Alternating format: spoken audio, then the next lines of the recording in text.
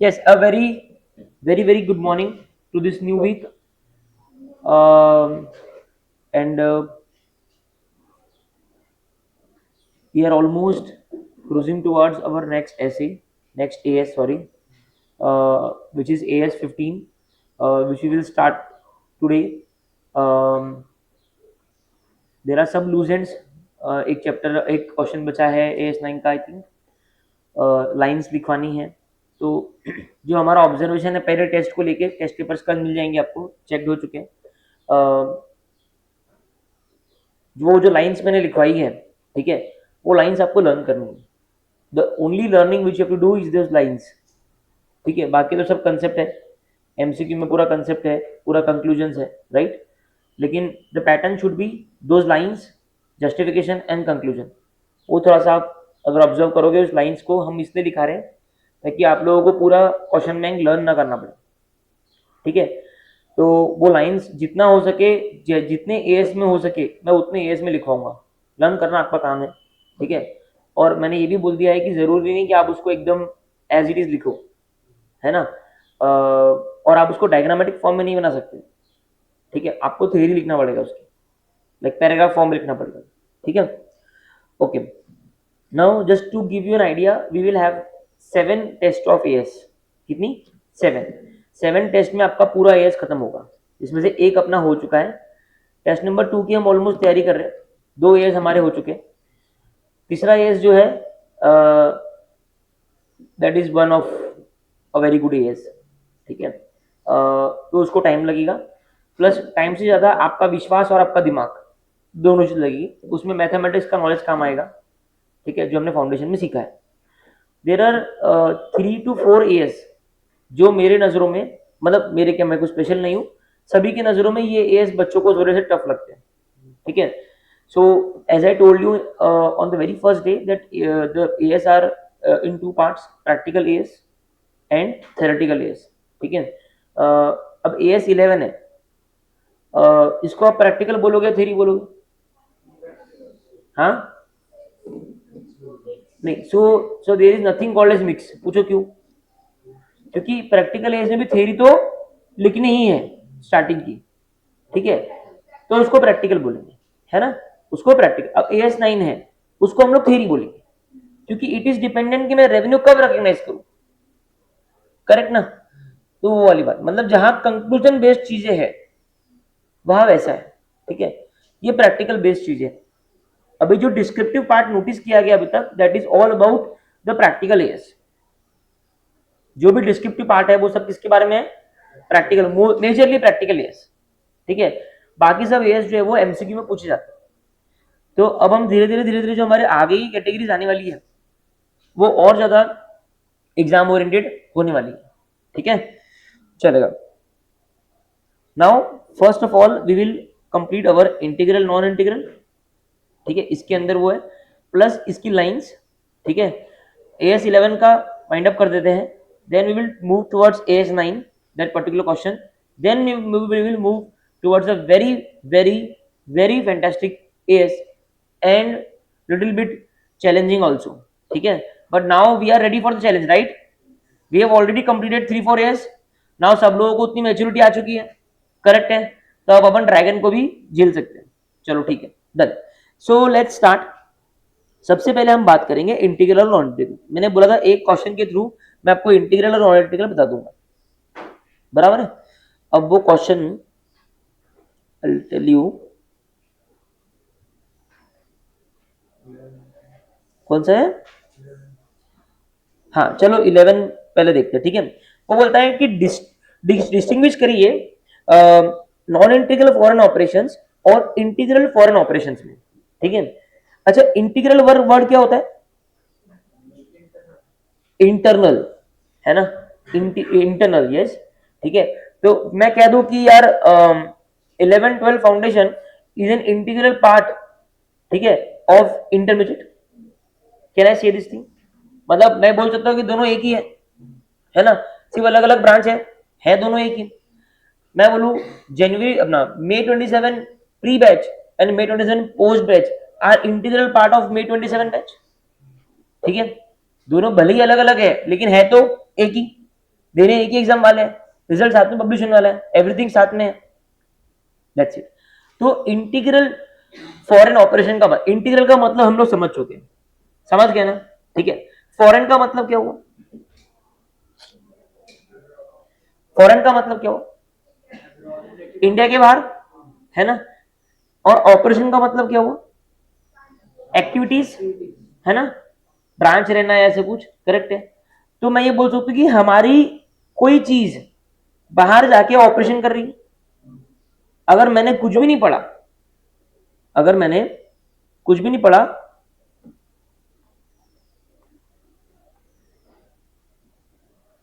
अगर मैंने कुछ भी नहीं पढ़ा और सिर्फ ये 3 शब्दों से उसका मतलब निकाला, तो मतलब ये निकल रहा है कि सर हमारा ही एक अंग इंडिया के बाहर जाके काम कर रहा है। यस, देखो AS11 के हिसाब से इंटीग्रल फॉरेन ऑपरेशन जो है, ये ऐसे फॉरेन ऑपरेशन होते हैं, ये ऐसे फॉरेन ऑपरेशन होते हैं जिनकी एक्टिविटीज, है ना, are integral part of the reporting enterprise. Reporting enterprise मतलब जो इंडिया की एंटरप्राइज है।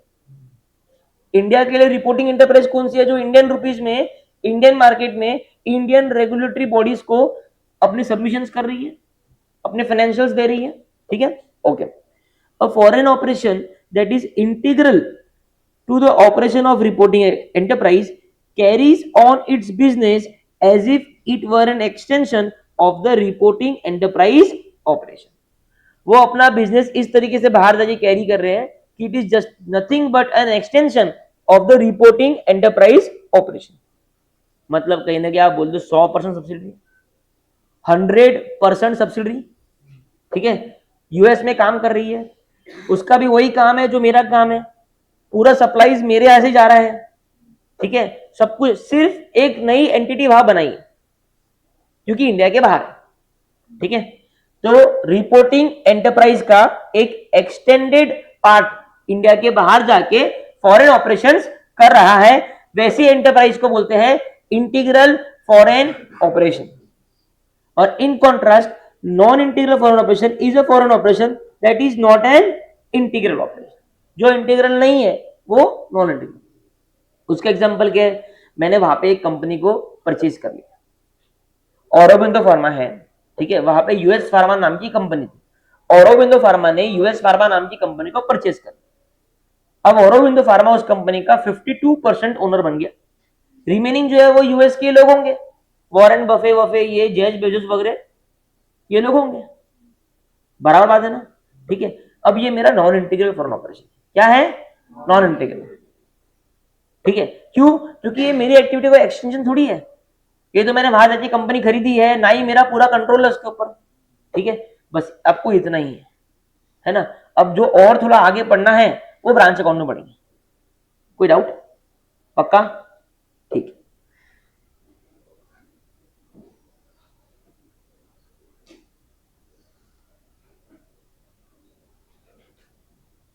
एक और बड़ा थ्योरी क्वेश्चन था ना 6।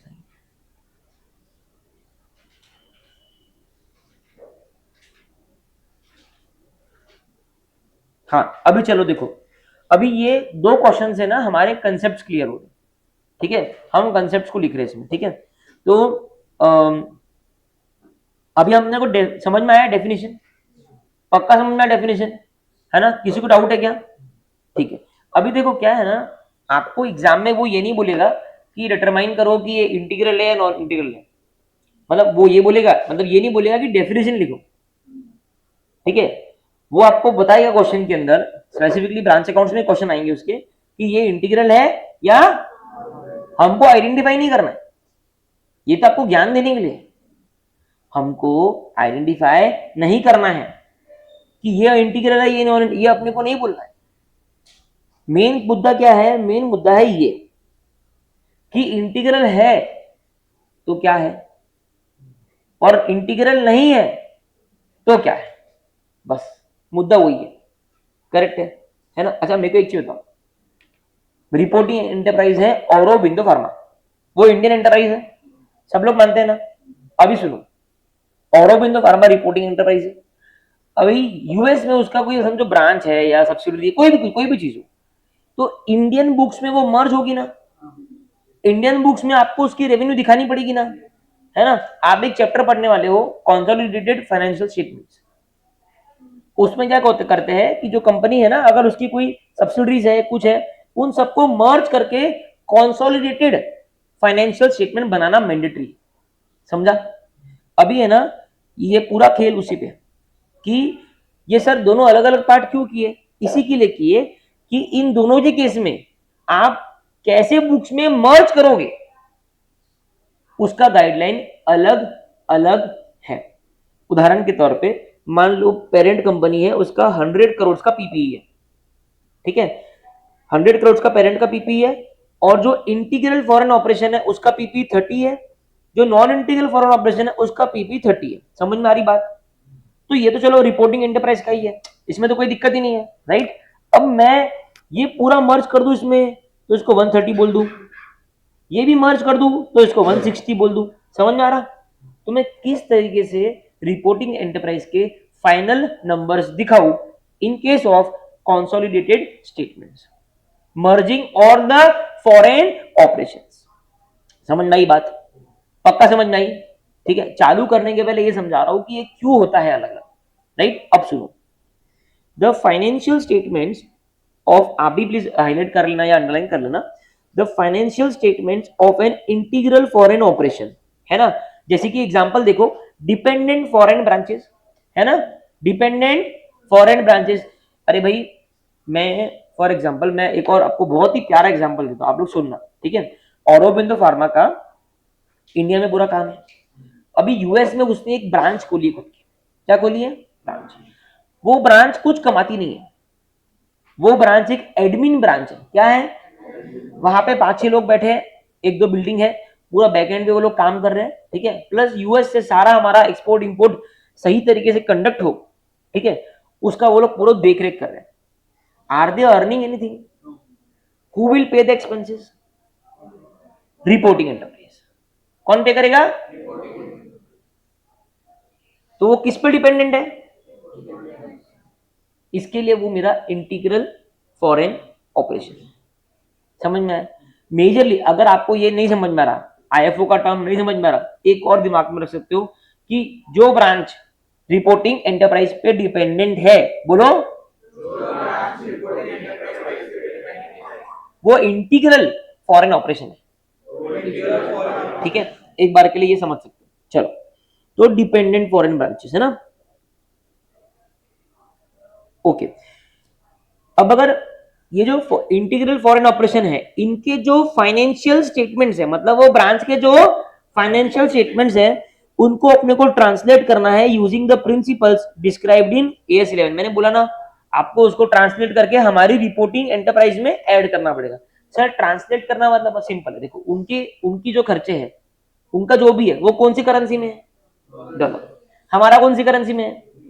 और हम अभी तक क्या पढ़ रहे हैं कि एक्सचेंज डिफरेंस लेके आपको कन्वर्ट करना है, राइट, है ना, यही पढ़ रहे ना कब से अपन। तो आपको उनके जो इंटीग्रल फॉरेन ऑपरेशंस के जो नंबर्स है, जो यूएस डॉलर में है, उसको ट्रांसलेट करना पड़ेगा इंडियन रुपीज में, राइट, और फिर उसको आप रिपोर्टिंग एंटरप्राइज के एफएस में जोड़ोगे। ये गाइडलाइन आपको एएस 11 देगा।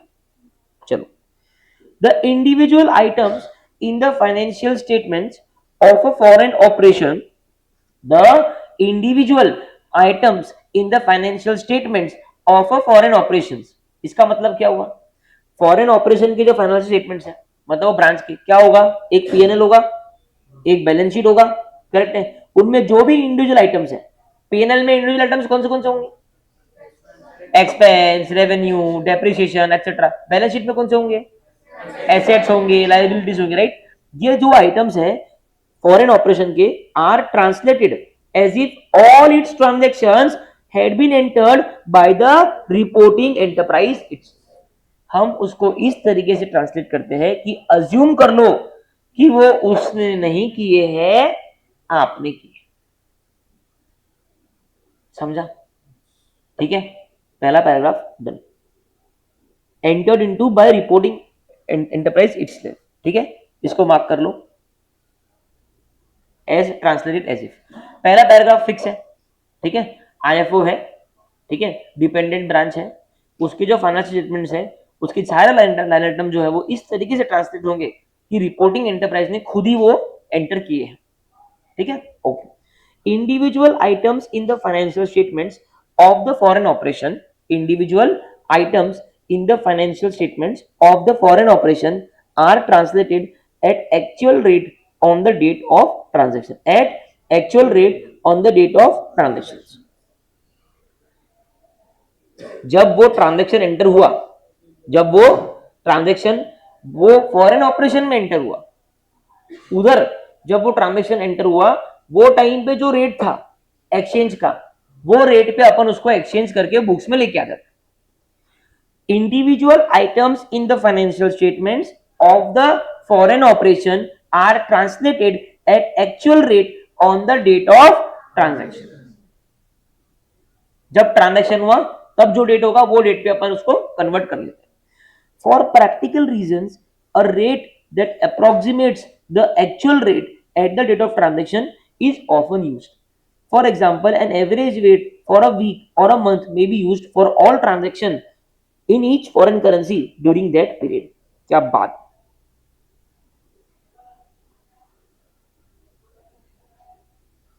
ये समझाता हूं। ठीक है, एक बात फिक्स हो गई है कि हम ये समझ गए कि फॉरेन ऑपरेशन जो भी कर रही है इट इज अज्यूम कि हमने ही किया है, उसको इस तरीके से लेना है। अभी मैंने क्या बोला कि जो भी आइटम्स फॉरेन ऑपरेशंस में है, ठीक है, वो जब जब हुए हैं उस टाइम पे जो एक्सचेंज रेट है वो एक्सचेंज रेट से आप कन्वर्ट कर लोगे। अभी एग्जांपल से बेहतरीन तरीके से समझ में आता है। फॉर एग्जांपल 1 अप्रैल को, कब 1 अप्रैल को, फॉर एग्जांपल 1 अप्रैल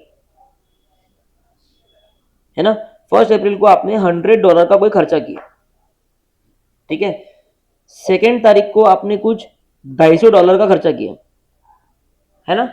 3 अप्रैल को आपने $100 का खर्चा किया। ऐसे आप पूरे हफ्ता खर्चा कर रहे हो।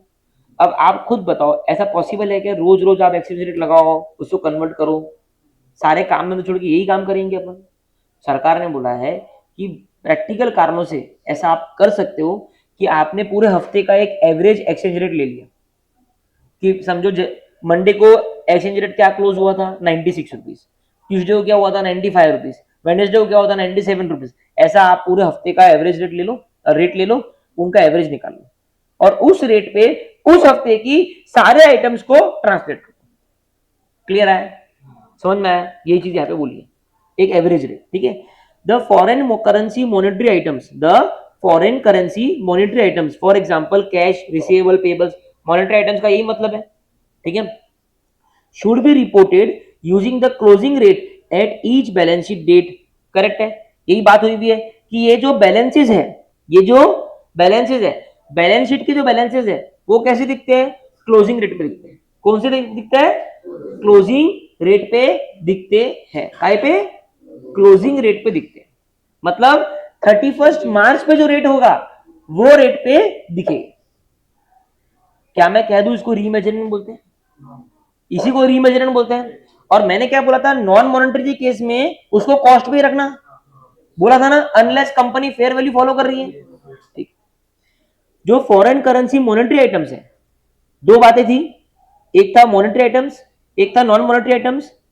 इसका हम ऑलरेडी बोल चुके हैं सर, इसको तो बैलेंस शीट डेट पे रीमेजर करना होता है। मतलब बैलेंस शीट डेट पे जो रेट चालू है वो रेट पे इसको लेके आना पड़ेगा आपको हर साल। ये हम हमारी अंडरस्टैंडिंग क्रिस्टल क्लियर है एकदम।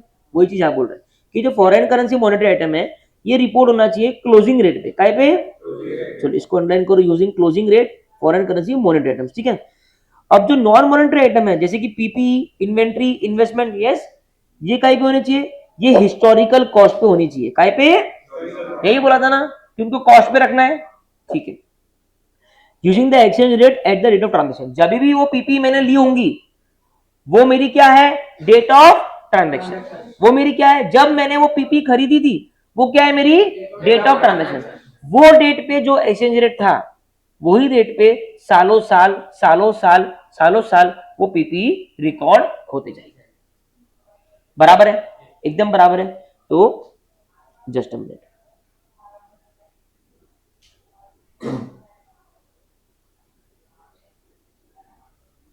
तो अगर हम एक जस्ट हल्का सा एक रिकैप कर ले, तो 3 एरो है ना।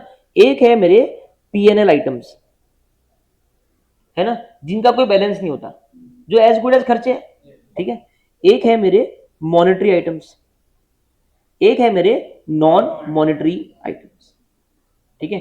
अपने भी नोट्स ओपन कर लो प्लीज, ऐसा बना लो, इसकी हेडिंग डालना एक्सचेंज रेट्स।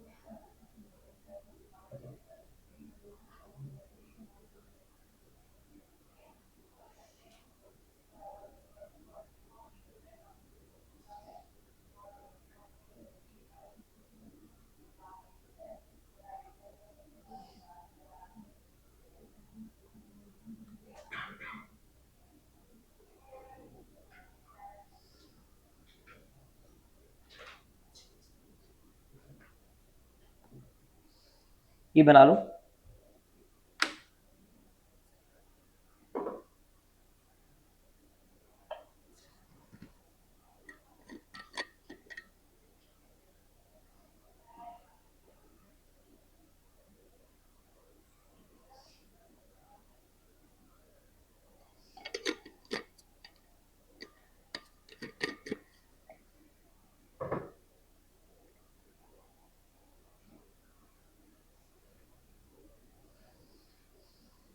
लिख लो, आपको पता है क्या है वो, देखने का नीड नहीं है।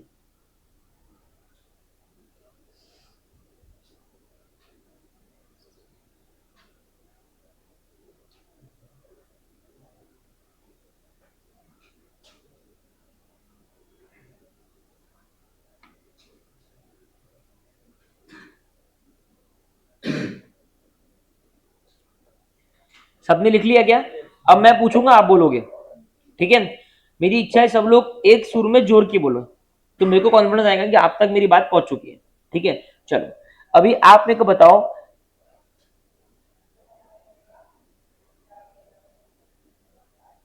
पीपीई जो है वो कौन से रेट पे आएगा?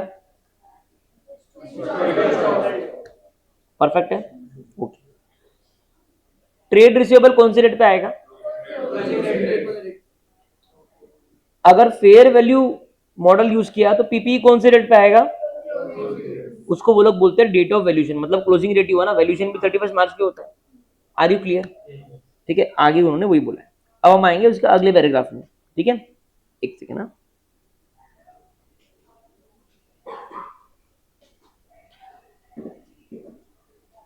अच्छा इन्वेंट्री कौन से रेट पे आएगा? क्लोजिंग कैसे बोल रही है, हिस्टोरिकल पे आएगा ना इन्वेंट्री, तो इन्वेंट्री मॉनिटरी आइटम थोड़ी है, ठीक है ना। इन्वेंट्री काय पे आएगा? इन्वेंट्री काय पे आएगा? देखो, मॉनिटरी आइटम कौन से हैं? कैश, टीआर, टीपी, बोलो एक और बार, एक और बार, वही लिख दो नोट्स के नीचे, उसी के नीचे, चार्ट के नीचे। Examples of monetary item is cash, TR, TP.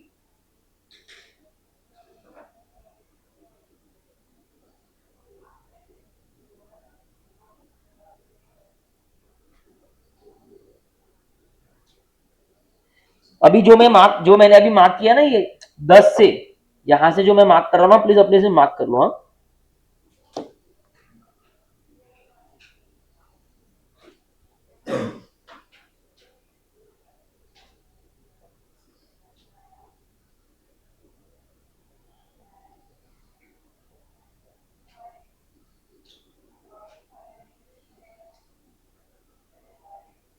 हो गया, ठीक है, सिंपल है एकदम। तो क्या मैं कह सकता हूँ कि सर आप आईएफओ का जब भी कुछ कर रहे हो ट्रांसलेशन, तो आप एज गुड एज AS11 जितना अभी तक हमने सीखा है वही कर रहे हो, है ना, कुछ नया नहीं कर रहे हो। हमने यही सीखा है कि मॉनेटरी आइटम को क्लोजिंग रेट पे ट्रांसलेट करना पड़ेगा, नॉन मॉनेटरी आइटम को हिस्टोरिकल कॉस्ट पे रखना पड़ेगा at the rate of transaction. अगर आप नॉन मॉनेटरी आइटम के केस में, पीपीजी केस में, किसी भी केस में फेयर वैल्यू मॉडल यूज कर रहे हो, तो जिस डेट पे आपने वैल्यूएशन किया है वो डेट पे तो सेम चीज है एकदम, ठीक है। एक्सचेंज डिफरेंस अभी देखो, अब देख, एक्सचेंज डिफरेंस राइज होगा ना, है ना, जब तू ट्रांसलेट करेगा हर 31 मार्च को, तो क्या होगा, एक्सचेंज डिफरेंस, वो एक्सचेंज डिफरेंस कहा जाएगा, should be charge to PL.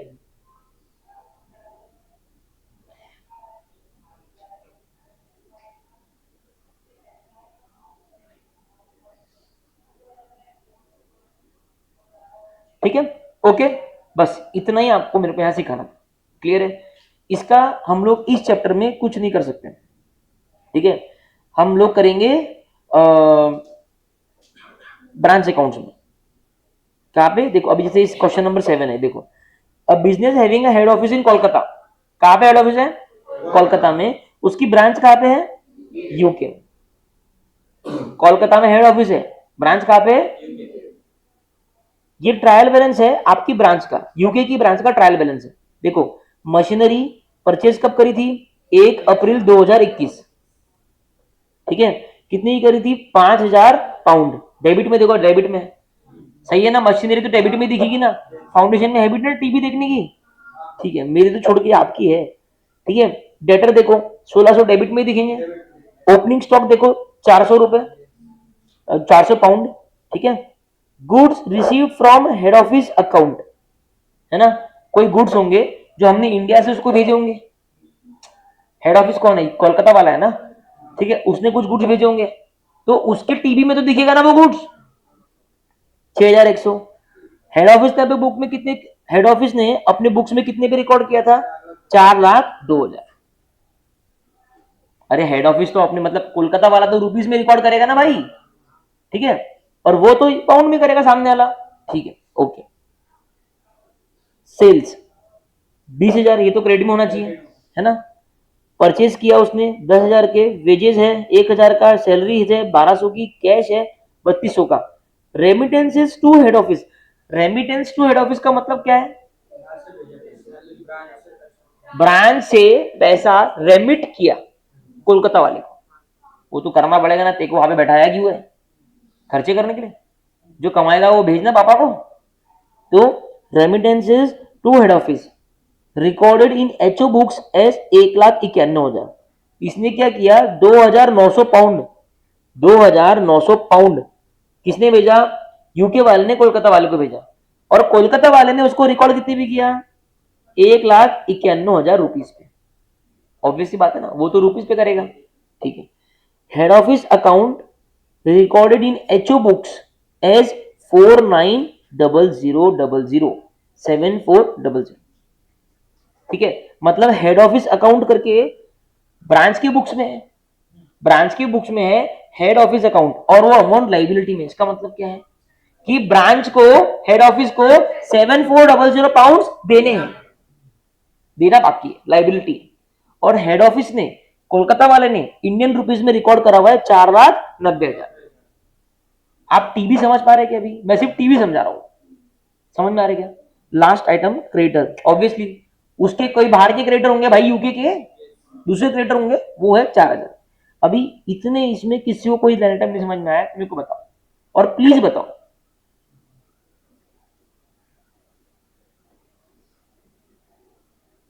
किसी एक को तो डाउट होगा एक आइटम में, कि सब में डाउट है, बोल नहीं रहे।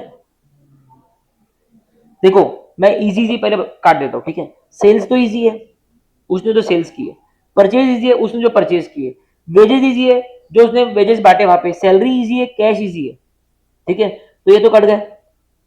डेटर इजी है, मतलब उसने किसी को बेचा होगा, उतना लेना बाकी होगा, ठीक है। ओपनिंग स्टॉक इजी है, क्योंकि उसका कोई ओपनिंग स्टॉक होगा, ठीक है। मशीनरी उसने परचेज करी वहां पे काम धंधे करने के लिए, उसका 5,000 का अमाउंट है, ठीक है। अभी डिफिकल्ट क्या है, ये वाला होगा डिफिकल्ट, हो सकता है ये वाला, हो सकता है ये वाला, हो सकता है। क्रेडिटर है, जैसे डेटर है ये वाला, वैसा ही क्रेडिटर है, उसको किसी को देना होगा। अभी यहां सुनो, ये पहले सिखाता हूं वापस से, ठीक है। Remittance to head office account, remittance to head office account मतलब आपने हेड ऑफिस अकाउंट को रेमिटेंसेस किए, आपने उसको पैसा दिया है। अगर आपने पैसा दिया तो आपका कहीं ना कहीं टीबी में डेबिट में आना चाहिए वो, क्योंकि आपने पैसा दे दिया है ना। या तो वो पैसा आपको उससे लेना पड़ेगा या वो कोई ना कोई चीज में एडजस्ट होगा। आज तो वो ब्रांच की एसेट होगी ना, क्योंकि उसने पैसा दे दिया। वैसा ही उसको पैसा देना बाकी है, वो देखिएगा लाइबिलिटी साइड। तो ये दो आइटम्स क्या है कि उसने हेड ऑफिस को दे दिया और हेड ऑफिस को देना बाकी है।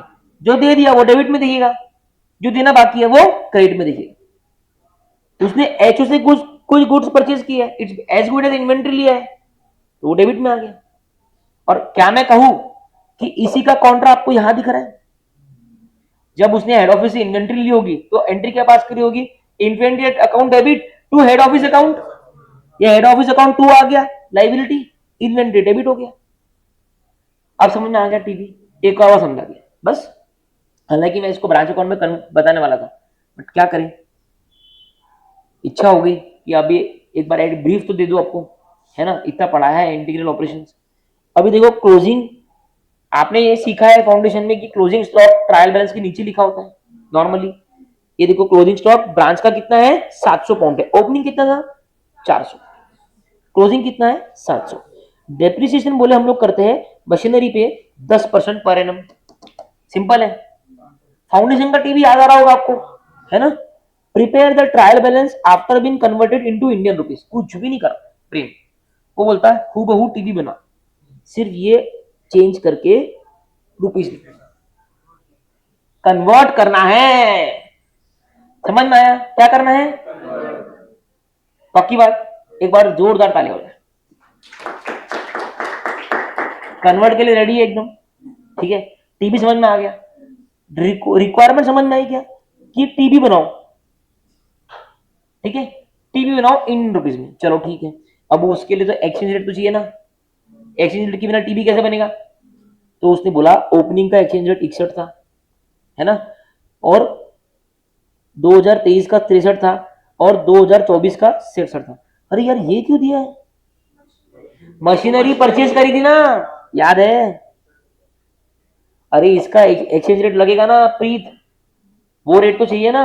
यहाँ पे लिखो बाजू में रेट, लिखो रेट बाजू में कितना है 61 लिखो, यही पे लिखो 61,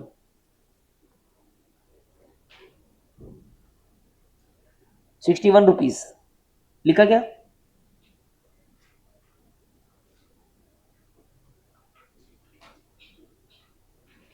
है ना। अब देखो जितना होता है उतना आंसर अपन करते भी, ठीक है। हमको क्वेश्चन तो बहुत अच्छे तरीके से समझ में आ गया।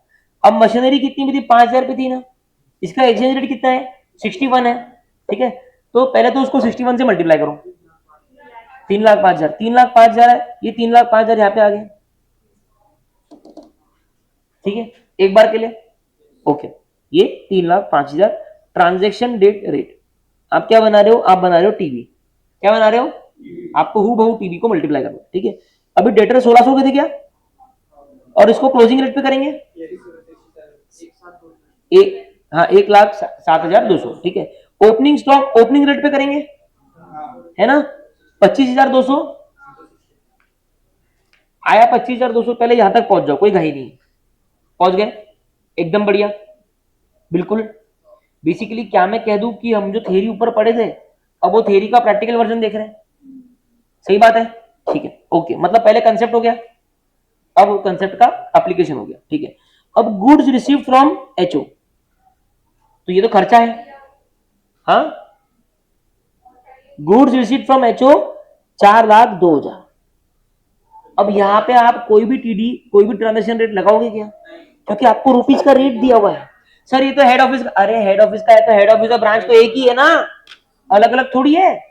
अरे वो आया क्यों है सर, लिखा का है अज्यूम्ड है, नहीं लिखा है मतलब आया हुआ है। आपको वैसे भी इंटर में आया होगी क्वेश्चन, समझ आ रहा है, ठीक है।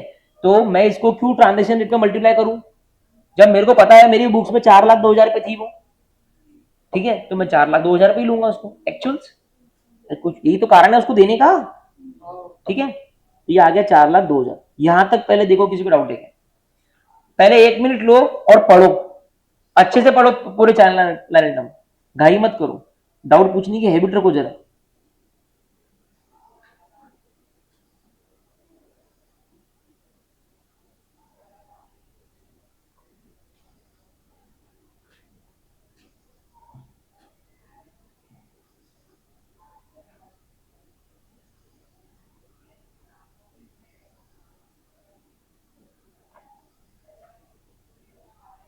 हो गया क्या? हाँ, अब देखो मेरी बात, अब मेरे तरफ देखो, अभी हो गया आपका देखना। डाउट है कुछ? हाँ, पक्का ना? एकदम पक्का ना? ठीक है, ऐसे क्वेश्चन ब्रांच अकाउंट्स में आते हैं बोला, इसमें भी आ सकते हैं, अपन ने कर लिया, हो गया अपना। वो मैं आज का कल ढकेल रहा था, लेकिन सिखा दिया मैंने, हो गया मेरा काम। अभी सुनो, इधर देखो, अभी ये देखो, सेल से लेके सैलरीज तक की बात करें अगर, तो हमने बोला था कि जो ट्रांजेक्शन हो रहे हैं वो ट्रांजेक्शन को हम लोग एवरेज रेट पे रिकॉर्ड करेंगे। आइडियली तो एक्चुअल रेट पे करना है, लेकिन एक एक दिन का एक्चुअल रेट निकाल पाएंगे क्या अपन? क्वेश्चन में दे सकते क्या वो लोग अपने को? 365 दिन का एक्सचेंज रेट दे सकते क्या ऐसे क्वेश्चन में? 5 पेज लग जाएंगे उसको। तो ऐसा क्या बोलता कि जो ये ऐसे ट्रांजेक्शन है जिनको आपको एक्चुअल पे रिकॉर्ड करना है, बेसिकली खर्चे, पीएनएल आइटम्स, तो बोले उसके लिए एक एवरेज रेट निकालो और उनको एवरेज रेट से मल्टीप्लाई करो। अब एवरेज रेट कैसे निकलेगा? ओपनिंग और क्लोजिंग डिवाइडेड बाय 2 करके आप एक एवरेज रेट निकाल लो। वो निकालने के बाद में आप देखो मैच हो रहा क्या, ठीक है, आपको सबको बराबर मल्टीप्लाई करना। अब पता है क्या, यहां तक अपन पहुंच चुके, पहुंच गए ना? सैलरी तक पहुंच गए सब लोग, सब पहुंच गए सैलरी तक, मैडम, साइशामा, एवरीबडी, प्रेम, है ना? अभी सुनो, यहाँ पे ना एक बात समझना, यहाँ पे गलती क्या कर सकते हैं, मैं गलती बता रहा हूँ, ठीक है? क्रेडिट को क्रेडिट में लिखना, डेबिट को डेबिट में लिखना। आप प्रेजेंटेशन देखो, आप प्रेजेंटेशन देखो, पर्टिकुलर्स हैं, फिर हमने पहले पाउंड में लिखा है, ये प्रेजेंटेशन ही फॉलो करना पड़ेगा, ठीक है? पहले टीबी का डेटा, ठीक है, फिर कन्वर्जन बेसिस, कन्वर्जन बेसिस नहीं लिखोगे तो मार्क्स कटेंगे, फिर डेबिट, फिर क्रेडिट। घाई में क्या गलती हो सकती है? क्रेडिट का डेबिट में लिख दिया, गड़बड़ हो जाएगी ना, वो ध्यान रखना, ठीक है?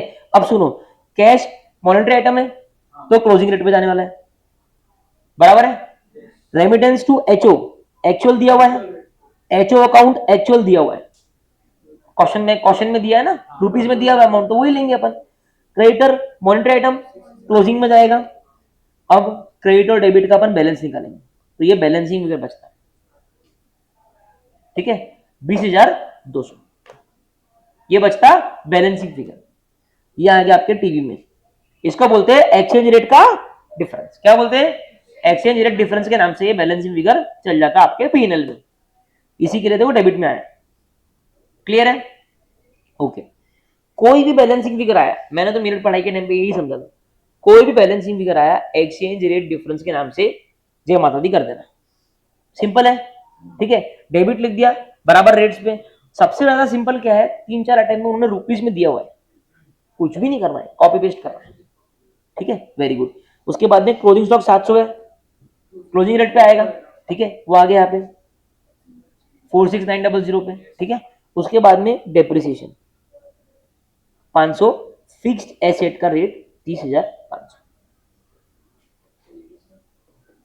रेट देखो ना कौन सा रेट है, देखो रेट,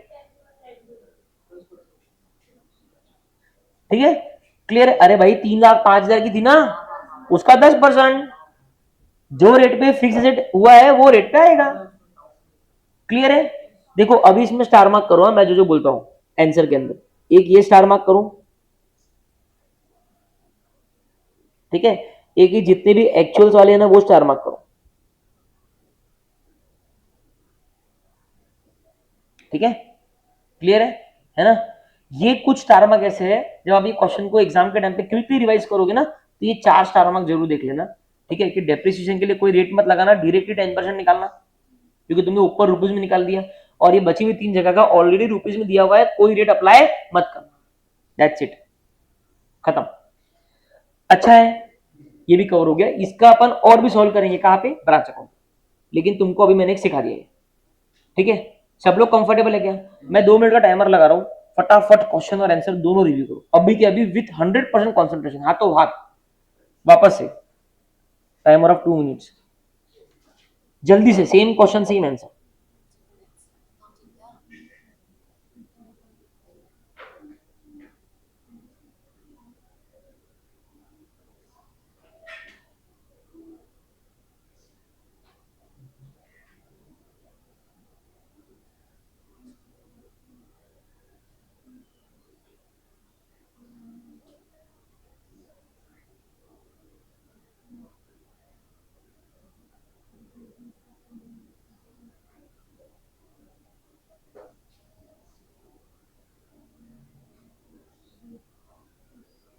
सब लोगों ने होमवर्क करके आए क्या?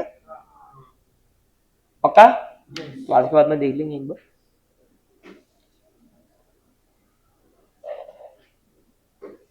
Please utilise the time to understand class के अंदर, ताकि आप मेरे को इमीडिएट डाउट पूछ सको।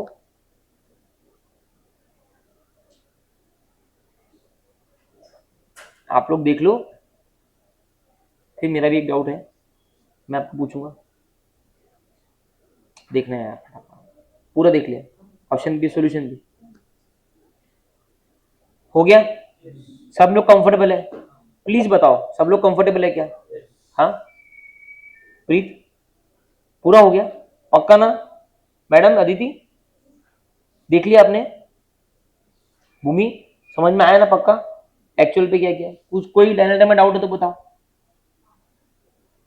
आ गया? अभी मेरा डाउट है, पूछू मैं? देख लिया एसवी? मेरे को बताओ, इन्वेंट्री मॉनेटरी है या नॉन मॉनेटरी? तो आइडियली वो कौन से रेट पे आता है? हिस्टोरिकल रेट पे आता है। यहाँ पे इन्होंने सोल्यूशन में इन्वेंट्री को क्लोजिंग रेट पे क्यों लिया?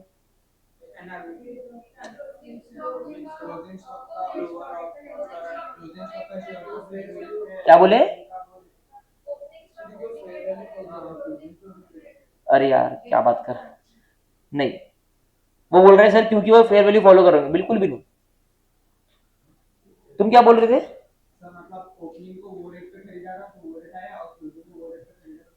ये लॉजिक है, एक बार ताले बजाओ। ये डाउट अगर कोई एकदम ध्यान से पढ़ता है ना, मैंने 2 मिनट दिए थे, तो शायद निहाल के दिमाग में डाउट आ सकता था कि सर इन्वेंट्री है तो वो क्लोजिंग रेट पे क्यों है? आपने तो बोला हिस्टोरिकल रेट पे होनी चाहिए, इन्वेंट्री के मॉनिटरी आइटम थोड़ी है सर, होता ना। मैंने पूछ लिया, नंदीश आना चाहिए ना। देखो मैं क्या बोल रहा हूँ, मैं अब जितना आपके साथ में काम कर चुका हूँ, तो ये बैच में ना कोई भी ऐसा नहीं है जो नीचे लेवल का है, सभी अच्छे लेवल के स्टूडेंट्स हैं। आप सभी का कैचिंग बहुत तेज है, बट थोड़ा सा ना एनालिटिकल माइंड अप्लाई करो चीजों में, एक्सेप्ट मत करो, समझा ना? बोल रहा है एक्सेप्ट कर ले, नहीं तो कंसेप्ट क्लियर नहीं होगे। वो 12 फेल मिस्टेक डाली ना मैंने आपको, सबने पढ़ी ना, वो एक छोटा सा वीडियो भी डाला था मैंने, करेक्ट है? आया ना कम्युनिटी में वीडियो में आया ना? ठीक है, तो उसमें यही है कि बिना कंसेप्ट की चीजों को एक्सेप्ट मत करो। तो कंसेप्ट यही है जो नमित ने बोला कि सर आपकी बात बराबर है, लेकिन क्लोजिंग स्टॉक का डेट ऑफ ट्रांजेक्शन ही वो है, क्योंकि स्टॉक तो रिवॉल्विंग है ना, इसके लिए क्लोजिंग रेट, ठीक है? उसका जो मतलब है वो नहीं, ये नहीं है कि वो मॉनिटरी है, लेकिन क्लोजिंग स्टॉक काय पे आना चाहिए? हिस्टोरिकल पे आना चाहिए ना, उसका हिस्टोरिकल डेट और क्लोजिंग डेट एक ही है। समझ में आई बात अभी? इसके लिए उसको क्लोजिंग डेट पे लिया, नहीं तो क्या होता ना। अच्छा ये पता है मेरे को डाउट क्यों आया? क्योंकि मेरे को ये डाउट था इंटर में, मैं बहुत समय अपनी लाइफ में इन्वेंट्री को मॉनिटरी आइटम समझते रहा, अनलेस कुछ सालों पहले तक, ठीक है? तो मैं नहीं चाहता कि मेरे स्टूडेंट्स को समझे, क्योंकि इजी है ना, आपको दिख गया क्लोजिंग रेट, आप बोलोगे मॉनिटरी आइटम। इसके लिए मैंने एग्जांपल भी लिखा है कि मॉनिटरी आइटम सिर्फ 3 ही पकड़ो, कैश, टीपी, टीआर, ठीक है ना? Concepts are very important for life, ठीक है? डन। नाउ दिस अभी 27 को होमवर्क लिख दो आप, ये करके आना। ये क्वेश्चन एग्जाम में आएगा बेटा 5 मार्क का, तुझे करना है इसको 9 मिनट में, लिख दो वहां पे टाइमर लगा के 9 मिनट में घर पे सॉल्व करना। गलतियां हुई तो तालियां बजाना, क्योंकि उसी के लिए किया है। कल ये बिना देख के सॉल्व करके लाना, ठीक है? जो गलती सॉल्यूशन देख के चेक हुई उसको रेड पे चेक करके लाना, कल मैं चेक करूंगा, क्योंकि मैंने ये टाइम अलॉकेट नहीं किया था आज के लिए, पर मैंने डाल दिया, तो मेरे को उसका रिटर्न चाहिए। ठीक है, ओके। अभी है ना, मेरे को लगता है एक क्वेश्चन इसका बचा है 24 नंबर का, है ना, बस बाकी सब हो गया। चलो तैयार हो गया, आखिरी क्वेश्चन AS11 फाइनल कॉल, उसके बाद में हम लोग लाइंस लिखेंगे। ठीक है, बजाय 7:45, 8 बजे तक ये AS को वाइंड अप, शुभ मुहूर्त, एंड देन नेक्स्ट AS चालू। ठीक है, AS9 का क्वेश्चन करने के बाद, ओके डन। अभी ये वाला जो क्वेश्चन है ये बहुत ही सुपर क्वेश्चन है, पूरा एनालिटिकल माइंड वाला क्वेश्चन है। ठीक है, जो लोगों को बिजनेस का नॉलेज भी होगा जरा सा भी, उनके लिए ये क्वेश्चन और इजी है। ठीक है, इसी के लिए क्वेश्चन को आखिरी में लगा। सर सिंपल है कि हार्ड है? बहुत सिंपल है, सिर्फ लॉजिक है, एक लॉजिक है जो आपको जिंदगी भर के लिए समझना है। ठीक है, और इसका एक ही प्रकार का क्वेश्चन है जो डायरेक्टली पेपर में आया था मई 23 में। ठीक है, और बहुत हाई चांसेस है if they want to make paper tough they will include a question like this in AS11 paper exam में। फिगर्स चेंज, हल्का फुल्का थोड़ा ट्विक, लेकिन लॉजिक क्लियर, तो आप सॉल्व कर सकते हो। तैयार है क्या? अपना कंसंट्रेशन बढ़ा लो, क्योंकि क्वेश्चन आ रहा है 24 नंबर। ठीक है, चलो क्या है, ट्रावर लिमिटेड है, क्या नाम है? ट्रावर लिमिटेड। कौन है? इंडियन इंपोर्टर है, इंडियन। ठीक है, वो क्या करता है? इंपोर्ट करता है गुड्स, किससे? कहां पे है वो? तो दिमाग में क्या बन रहा होगा अभी? इमेजिनेशन कि ये इंडिया का है, ये लंदन का है, ये इसको फॉरेन करेंसी देता होगा और उसके बदले ये इसको गुड्स देता होगा। ये ट्रावर है, ये ट्रूव्यू है। क्लियर है? टीवी और ट्रावर, TR, ये इमेजिनेशन सबको क्लियर हो गया? Very good. ट्रावर को पेएबल है 50,000 पाउंड, ट्रूव्यू को कितना पे करना है? 50,000 पाउंड। अभी अपने यहाँ पे जो एरिया है ना ये वाली, इसमें बना लो सर्कल, 1 2 ऐसा ऐसा। ठीक है, यहाँ पे TR लिखो, यहाँ पे टीवी लिखो, और TR का सर्कल जो जा रहा है यहाँ पे लिखो 50,000 पाउंड।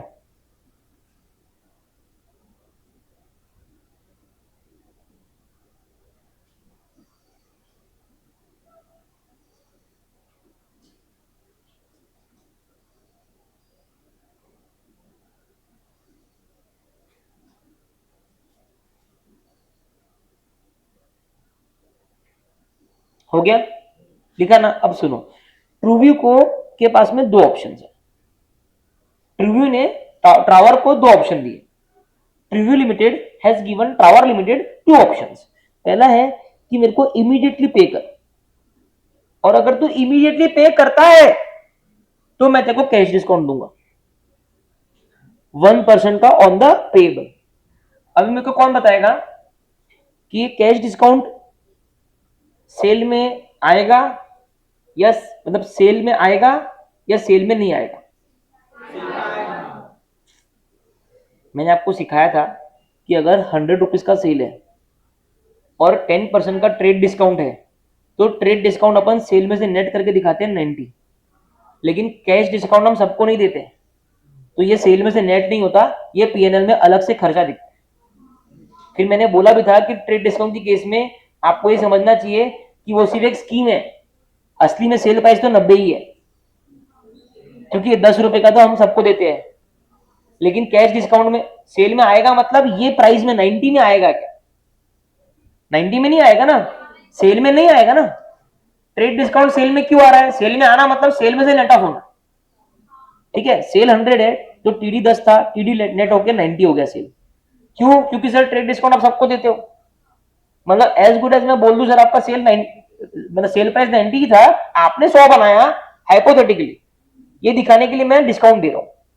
ठीक है, मतलब ये बेवकूफ बनाने की स्कीम है। लेकिन सर कैश डिस्काउंट आप सबको नहीं देते हो, जिसकी ताकत है कैश में पे करने की उसको देते हो, तो वो स्पेशल डिस्काउंट है, वो सेल में से नेट नहीं होता, वो आपका मार्केटिंग कैंपेन है, वो आपको P&L में डेबिट करके दिखाना पड़ेगा खर्चे में अलग से। समझ में आया? तो कभी भी कोई भी P&L में अगर ट्रेड डिस्काउंट नाम की चीज P&L में डेबिट दिखी तो पहले वो पेज लेना, उसको फाड़ देना और फिर जला देना। ठीक है, आपको P&L में अगर डिस्काउंट के नाम पे कुछ दिखेगा तो उसका नाम रहेगा कैश डिस्काउंट। AS9 का रिवीजन करा दिए, ठीक है। अभी क्लियर है, ये आपको जीएसटी में भी काम आएगा, ठीक है। ओके, समझा ना, टीडी और सीडी समझा ना। ट्रेड डिस्काउंट सेल में से क्यों नेट ऑफ होता है? क्योंकि वो सबको देते हैं, तो वो एज गुड एज कोई डिस्काउंट नहीं है, ठीक है। सेल ही प्राइस ही कम है आपका, आपने उसको जानबूझ के बढ़ाया था डिस्काउंट दिखाने के लिए, ठीक है। ओके, चलो वापस AS11 में आ जाते हैं। तो उसने क्या बोला कि तू कैश डिस्काउंट ले ले और मेरे को 1% डिस्काउंट करके पेमेंट कर दे। मतलब ये 50,000 का 99% पे करना होगा, बराबर है। लिखो, अपनी नोटबुक निकालो, क्वेश्चन नंबर 24 लिखो फटाफट, और फिर लिखो ऑप्शन नंबर 1। ऑप्शन नंबर 1, ये हेडिंग डाल दो, पे immediately with cash discount of 1%, heading डालो पूरी।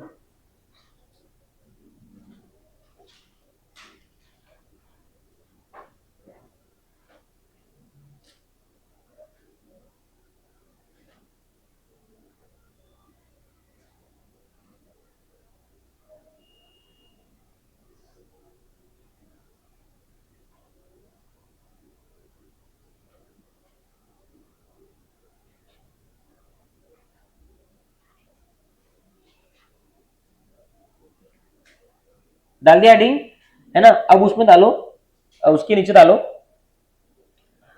आप डालो 50,000 पाउंड मल्टीप्लाइड बाय 97। सर 97 क्यों? क्योंकि 31 मार्च का क्लोजिंग रेट है 97, और लाइबिलिटी मतलब मॉनेटरी आइटम है, पेएबल है। तो 50,000 इंटू 97 कितना आया, लिख दो, is equal to 48 lakh. 48 lakh 50,000 लिख रहे हो, उसके ऊपर रुपीज का सिंबल बनाओ, ऐसा रुपीज का सिंबल बनाओ और फिर लिखो। और जहां तुमने 50,000 मल्टीप्लाई बाय 97 लिखा ना, उसके ऊपर लिखो पर्टिकुलर्स। हो गया। फिर उसकी नीचे के लाइन में लिखो less discount. Less discount, less discount करके सेमी कोलन डालो, ऐसे 2 डॉट, ठीक है। और फिर @1% लिखो, ब्रैकेट ओपन करो, ऊपर जो फिगर आया उसको 1% से मल्टीप्लाई कर दो। आप बोर्ड पे प्रेजेंटेशन देख सकते हो, यहां पे आपको ब्रैकेट बनाना है 48,500,000 इंटू 1%, राइट, 48,500, और ये आ गया 48,01,500। अब यहाँ पे सिली मिस्टेक की एरिया क्या है कि आप जब 1% निकाल रहे हो तो आपने गलती से 4 बार नहीं 3 बार जीरो लिया, फिर उसका 1% भी 1 जीरो कम आएगा, कैलकुलेटर मिस्टेक, ध्यान में रखना, ठीक है। हो गया। अब है ना, नीचे 4 से 5 लाइन छोड़ दो, 4 से 5 लाइन छोड़ दो, और फिर डालो ऑप्शन नंबर 2। और ऑप्शन नंबर 2 की डालो हेडिंग, पे after 6 months with interest of 5% per annum on the payable. पहले हेडिंग डालो,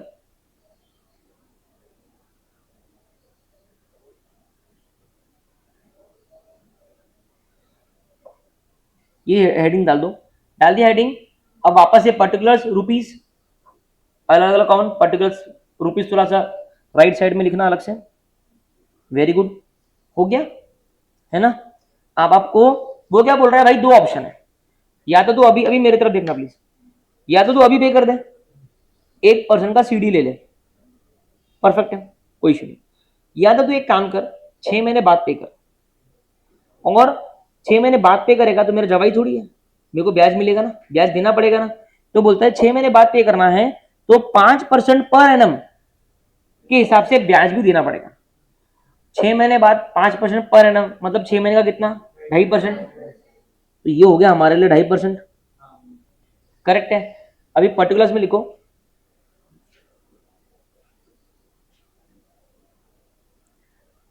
फिफ्टी थाउजेंड इंटू 99, लिखो 4950, फिर लिखो इंटरेस्ट @6 मंथ्स @2.5%, 49,500,000 इंटू 2.5%।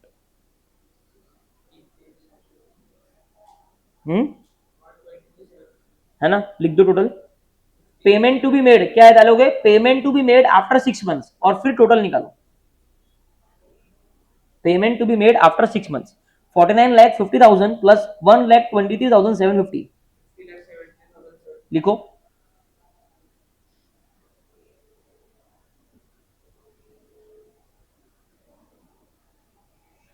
ये 1,23,750 किसका नहीं आया?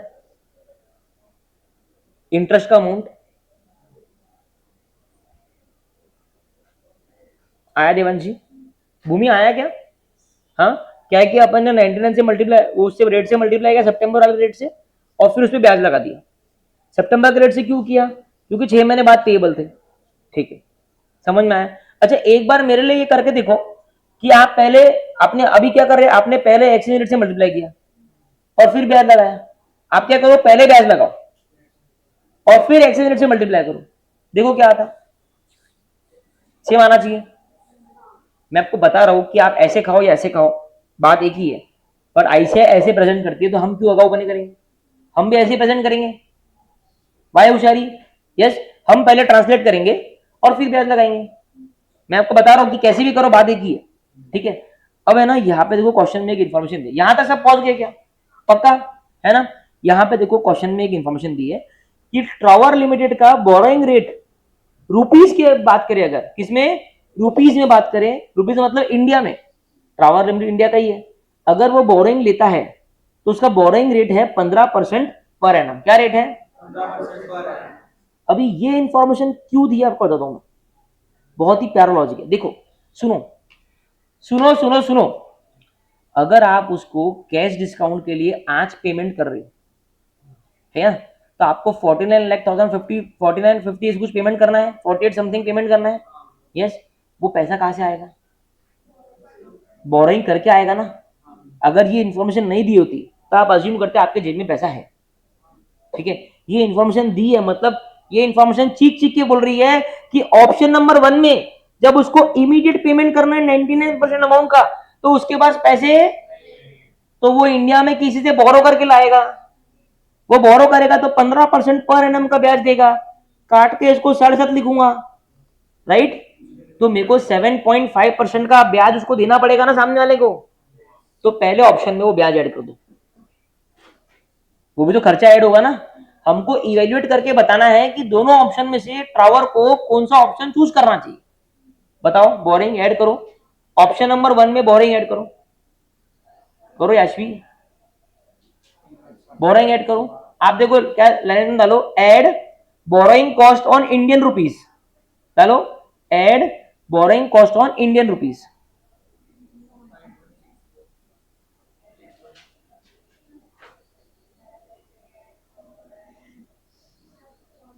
थ्री 360,112 आता।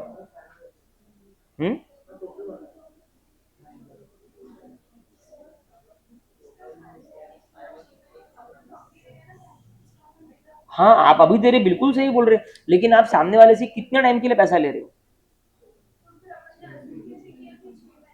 6 महीने का ही तो बोरिंग है ना। आपको 6 महीने में हो जाएगा ना पूरा काम। आप जब दो ऑप्शन को इवेल्युएट कर रहे हो, आप दो ऑप्शन को इवेल्युएट कर रहे हो, एक की तू 30 सितंबर को पे कर, एक तो तू आज पे कर। आज पे करेगी तो तू बोरिंग लेगी, 30 सितंबर को लेगी तो तू वैसे भी बोरिंग ले रही है, तो वो तो दोनों ऑप्शन में इनडिफरेंट है ना। जब तू 30 सितंबर को पेमेंट कर रही है तभी भी तू बोरिंग लेके पेमेंट करेगी, 30 सितंबर को पेमेंट करी तभी भी तू बोरिंग लेके पेमेंट कर रही है, और आज अगर तूने बोरिंग ली तो तू आज से बोरिंग ले रही है, तो 30 सितंबर में तो दोनों ऑप्शन में बोरिंग लगने वाली है, तो मैं उसको क्यों कंपेयर करूं? मेरे को तो ऑप्शन नंबर 1 में आज से बोरिंग लग रही है ना। देखो उसका डाउट क्या है, सब लोग सुनो एक बार। उसका डाउट क्या है कि सर आप 6 महीने का बोरिंग क्यों ले रहे हो, मतलब आप 7.5% क्यों ले रहे हो, आप पूरा 15% क्यों नहीं ले रहे हो? मैं आपको समझाता हूं, ठीक है। देखो ये आज है 0.0, ठीक है, ये पूरे 12 महीने की टाइमलाइन है, बराबर है, ठीक है। ये मैं इसको 1 अप्रैल है ना, फिगर अप्रैल ही है ना, मतलब पूरा साल ही है ना वो, ठीक है। मैं एक बार के लिए, चलो 31 मार्च पकड़ लो बस, ये 23,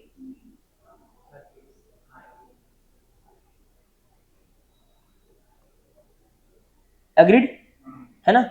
अब सुनो, हमको क्या बताना है कि दोनों ऑप्शन में से बेटर ऑप्शन ट्रॉवर के लिए कौन सा है, करेक्ट है। पहला ऑप्शन क्या था कि यहां पे कर, इधर पे कर, ये हो गया ऑप्शन नंबर 1। दूसरा ऑप्शन क्या था, इधर पे कर। करेक्ट है ना। दूसरे ऑप्शन में वो क्या बोल रहा है, अगर इधर पे करेगा तो मैं तेरे से कितना था इंटरेस्ट हो, नहीं ना रे, 5% था। करेक्ट है। तो बोल रहा कि मैं तेरे से 2.5% क्या ब्याज लूंगा। ये 2.5% तो कुछ डाउट ही नहीं होगा, क्योंकि आप 6 महीने में उसको पे ऑफ कर दे रहे हो। ठीक है, ये ऑप्शन नंबर 2 बता रहा हूं मैं, जिसमें वो बोलता है 30 सितंबर को मेरे को पे करना, अभी पे मत करना। लेकिन आपको वो फ्री में टाइमलाइन देगा क्या, वो बोलेगा मेरे को 6 महीने का ब्याज लगेगा। उसने बोला मेरे को 5% पर एनम के हिसाब से ब्याज चाहिए, मतलब 6 महीने का ब्याज कितना हुआ, 2.5% हुआ। आप मेरे को पहला डाउट क्लियर करो, क्या आप सामने वाले को 12 महीने का ब्याज दोगे क्या, क्योंकि आप उसको 30 सितंबर को पेमेंट कर दे रहे हो, तो आप उसको 6 महीने का ब्याज दोगे। तो ऑप्शन नंबर 2 में ये 6 महीने का ब्याज ऐड हो जाएगा, ऑप्शन नंबर 2 बराबर है। करेक्ट है ना। अभी ये जब आप 30 सितंबर में उसको देने के लिए, सामने वाले को देने के लिए पैसा लेके आए, ये भी आपने बोरिंग करके लाया होगा, ऑप्शन नंबर 2 में बोल रहा हूं मैं, बोरिंग करके लाया होगा ना, 30 सितंबर को पैसे नहीं है, बोरिंग करके लाया होगा, तो यहां मेरे को एक बीसी लग गया। ठीक है, अब सुनो, ऑप्शन नंबर 1, कौन सा ऑप्शन, नंबर 1, ये वाला ऑप्शन, वो बोलता है यही कि यही पे कर दे, है ना, और मेरे से कैश डिस्काउंट ले ले। तो अब पहला डाउट, क्या मेरे को सामने वाले को कोई इंटरेस्ट देना है क्या, क्यों नहीं देना है, आज क्या पेमेंट कर रहा हूं, मुंह पे तमाशा मार रहा हूं, भेज दे रहा हूं, उसको भेज देने का काम ही नहीं है। लेकिन जो उसको आज पेमेंट कर रहा हूं, उस वो मैं कहीं से बोरो करके ला रहा हूं, तो मेरे को उसका बोरिंग कॉस्ट लगेगा, यहां पे बीसी लिखता हूं, है ना, वो मेरे ऑप्शन इवैल्यूएशन में ऐड होना चाहिए, बराबर है। मैं यहां का ब्याज क्यों नहीं ऐड करूंगा, क्योंकि ये यहां पे भी लगने वाला है, यहां पे भी लगने वाला है, ये पीरियड का ब्याज दोनों ऑप्शन में लगने वाला है, इसके लिए इसको अपन आंसर में कंसीडर नहीं करेंगे ना। अरे दोनों में सेम ही अमाउंट रहेगा ना, आपका डिसीजन अफेक्ट होगा किससे, तो इसके लिए स्मार्टली मैं इसको रफ कर दूंगा, वो टाइमलाइन ही रफ हो गई, सिर्फ इतनी बचेगी, इसके लिए ब्याज भी सिर्फ 6 मंथ का ही लगेगा इन ऑप्शन नंबर 1, मतलब सिर्फ 7.5% लगेगा। समझ में आई बात, अभी समझ में आई। ठीक है, ये आंसर लिख लेते हैं, फिर नीचे ये टाइमलाइन बना लो, है ना, और फिर भले ही हिंदी में लिख दो, ताकि फ्यूचर में रेफर करोगे तो आपको डाउट नहीं आना चाहिए।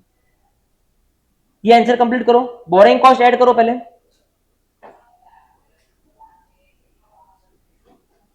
ऑप्शन नंबर 1 में 6 महीने का बोरिंग कॉस्ट ऐड कर दो, ऐसे आया होगा ये 480100। अच्छा इसमें है ना, इसमें मत डालना ब्याज, आप पेमेंट तो इतना करने वाले हो ना, उसको डिस्काउंट काट के करोगे ना, तो जो नेट अमाउंट है उस पर ब्याज आएगा ना, डिस्काउंट का अमाउंट क्या, और ये रहा, नहीं नहीं नहीं नहीं, वो तो स्कीम ही है, जब उसने बोला तभी तो मैं डिसीजन लिया आज पे करने का, नहीं तो मैं पागल हूं, मैं मेरे पास पैसे थोड़ी पे करने के लिए, वो तो 1% की लालच दिया, तब मैंने बोला चलो ठीक है किसी से लेके देता हूं। ठीक है, ये समझ में आया क्या, 4801,500 इंटू 7.5%, आ गया क्या ये अमाउंट। ठीक है, उनको ऐड करो दोनों को, 5161,612, अब दोनों को इवेल्यूएट करो। आपको अगर आप ऑप्शन नंबर 1 चूज कर रहे हो, मतलब आपको इमीडिएटली पे करना है, तो आपको कितना पे करना है, 51,61,612, बराबर है निहाल। ठीक है, अगर आप 6 महीने बाद पे कर रहे हो तो आपको पे करना है 50,73,750 रुपए। कौन सा ऑप्शन अच्छा है, option number 2, sir immediate payment मत करना, क्यों, क्योंकि आपको इंडिया में बहुत ब्याज लग जा रहा है, आपको इंडिया में 7.5% का ब्याज लग रहा है वो पैसा लाने के लिए, जो आप सामने वाले को देने वाले हो। उससे बेटर है सर आप ऑप्शन नंबर 2 लो, 6 महीना रुको और सामने वाले को 2.5% ब्याज दो और उसकी कहानी खत्म करो। क्लियर है, पक्का क्लियर है क्या। हाँ, अभी आप लोग सबसे पहले तो नीचे की नोट लिखो, मैंने बनाई थी टाइमलाइन, वो टाइमलाइन बनाओ अंडरस्टैंडिंग के लिए। 31 मार्च 2023 से लेके 31 मार्च 2024 तक की टाइमलाइन बनाओ, और बीच में 30 सितंबर 2023 डालो।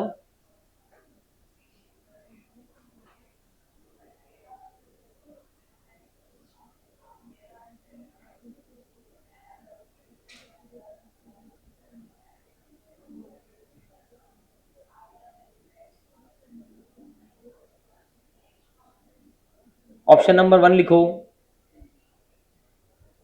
30 सितंबर 2023 के बाद में लिख दो borrowing cost is same in both the options.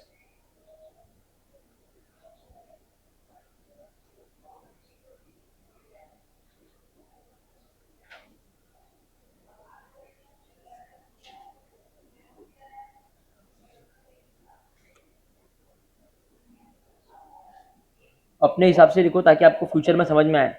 ये क्वेश्चन और आंसर पढ़ते से आपको पूरा क्लिक हो जाना चाहिए।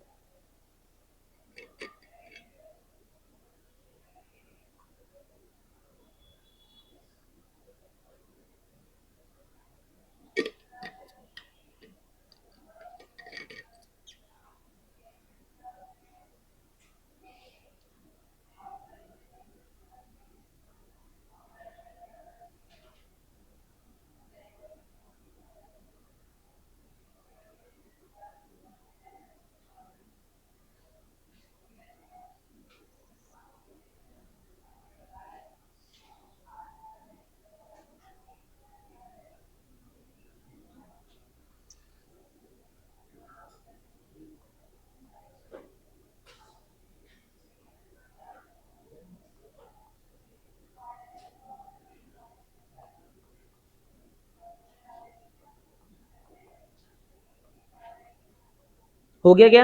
अब वो क्वेश्चन पढ़ो, ठीक है, आंसर मत पढ़ो, क्वेश्चन पढ़ो और अपने दिमाग में इमेजिनेशन बेसिस पे आंसर बनाओ, ठीक है। 3 मिनट्स का टाइम देता हूँ, क्वेश्चन पढ़ो, अज्यूम करो कि एग्जाम में आ गया और दिमाग में इमेजिन करो कि मैं कैसे कैसे आंसर निकालूंगी, ऑप्शंस कैसे लिखूंगी, बाद में कमेंट कैसे करूंगी, बनाओ। सिर्फ क्वेश्चन बोलो, आंसर छुपा दो। Timer of 3 minutes.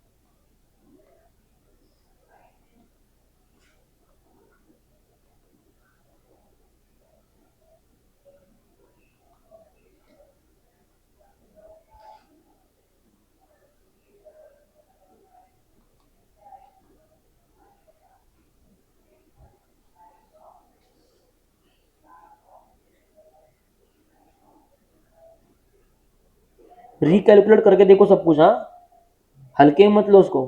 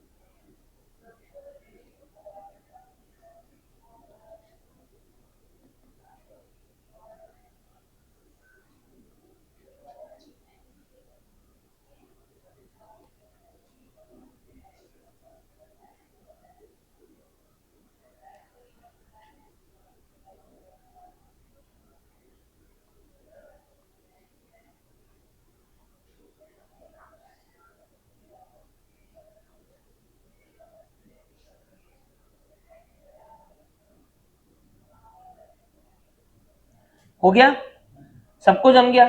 किसको डाउट? याशवी पूरा क्लियर है? पक्का? भूमि डाउट है? ये क्वेश्चन एक बोर्ड पे लिखा है मैंने, ठीक है? पहले ये क्वेश्चन फटाफट अपनी बुक में लिख दो।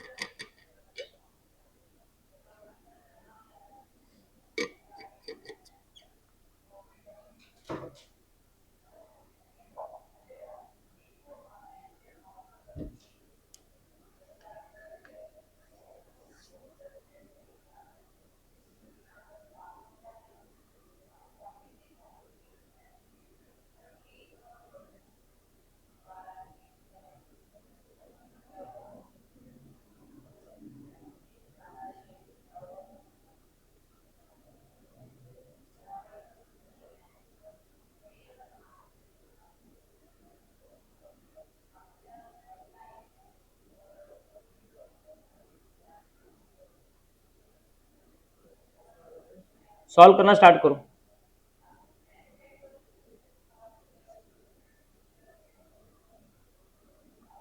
सबका राइट आना चाहिए, ध्यान से करना।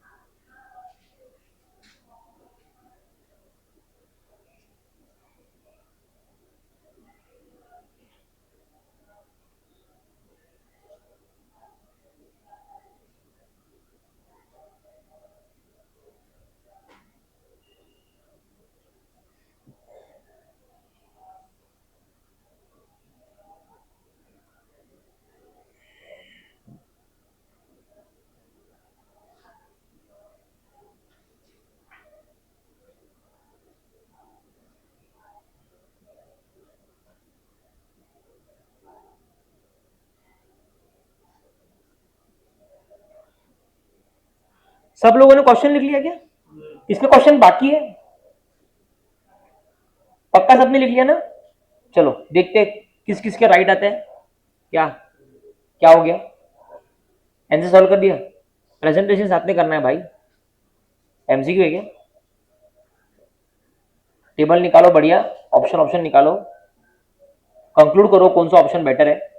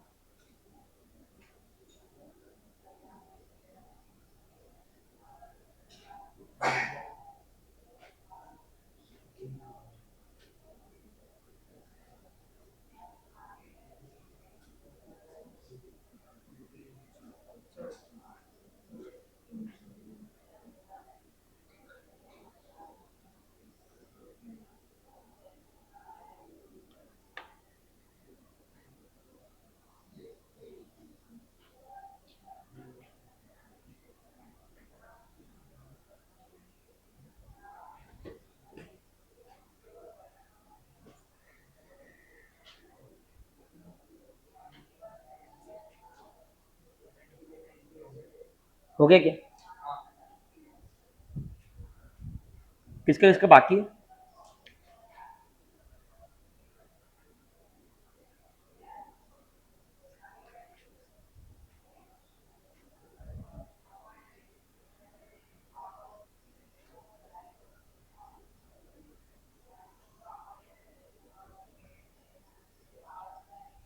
हो गया देवांशी? कौन सा ऑप्शन बेटर है?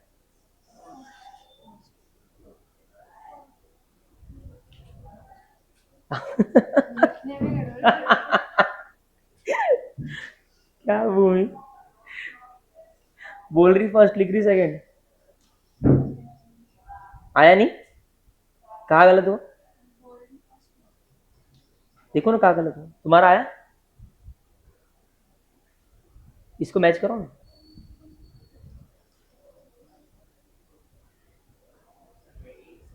जैश भी आया नहीं क्या? करो। सृष्टि आ गया क्या? अनुश्री बता। पहले आपने कन्वर्ट किया है ना? ठीक है, फिर ये कैसे निकाला?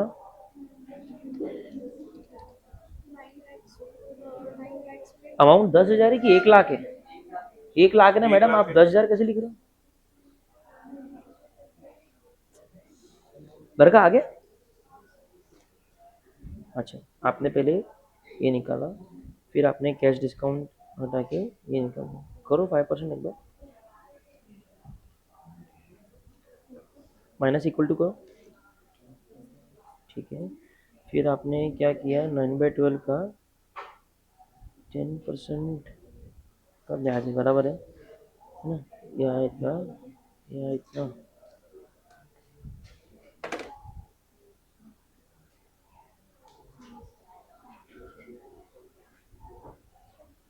गड़बड़ होगी ना, गड़बड़ होगी।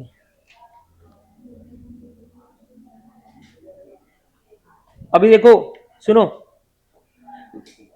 देखो बताओ, जो पहला वाला ऑप्शन है, ठीक है, 95,000, ये 1 लाख अमाउंट है डॉलर का, है ना? मतलब 95,000 नेट पे करने, है ना? और कब पे करने हैं? बिगिनिंग में पे करने हैं। तो बिगिनिंग का रेट 90 है, तो 95,000 को 90 से मल्टीप्लाई किया कितना आ रहा है? 8550 आ रहा है। इतना बेस पेमेंट करना है, लेकिन ये पेमेंट करने के लिए बोरोइंग करनी पड़ेगी। तो 8550 मल्टीप्लाइड बाय 10% मल्टीप्लाइड बाय 9/12, ये ब्याज लगेगा। कितना अमाउंट आया? ठीक है, और उसके बाद में टोटल कितना आया? ठीक है, ऑप्शन वन राइट है, करेक्ट है। किसका किसका ऑप्शन वन नहीं आया? किसका किसका आया वो हाथ ऊपर कर दो। और देखो ऑनेस्ट रहना, इसलिए मैंने पूरा टाइम देके एक और क्वेश्चन खुद से फ्रेम किया, ठीक है, ताकि मैं टाइम स्पेंड नहीं आया तुम्हारा। तुम्हारा आया था अदिति, यहाँ प्रॉब्लम था क्या? ये आया था क्या? ऑप्शन वन आया था क्या? टू पे आया ही नहीं। मैं भी ऑप्शन वन आया था क्या? कि ऑप्शन वन में पहले क्या गड़बड़ की थी? तो आपने काट के दूसरा लिख दिया। दूसरा किस बेसिस पे लिखा आपने? मतलब आपने पूरा 12 महीने का लिया या 6 महीने का लिया?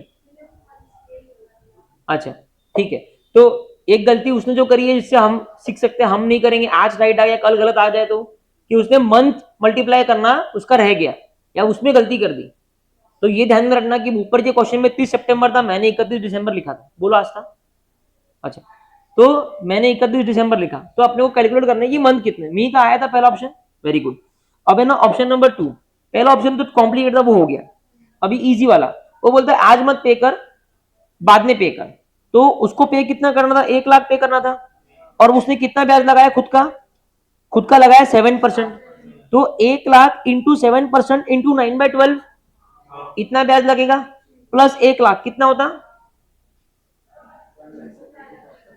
अच्छा ठीक है, पहले कन्वर्ट कर लो बस। 1 लाख मल्टीप्लाइड बाय 95 करेंगे, कितने से किया बरखा? समझा? 3 रेट्स लिखे ना, डेट तो देखो, पूरा राइट करते करते रॉन्ग हो गया।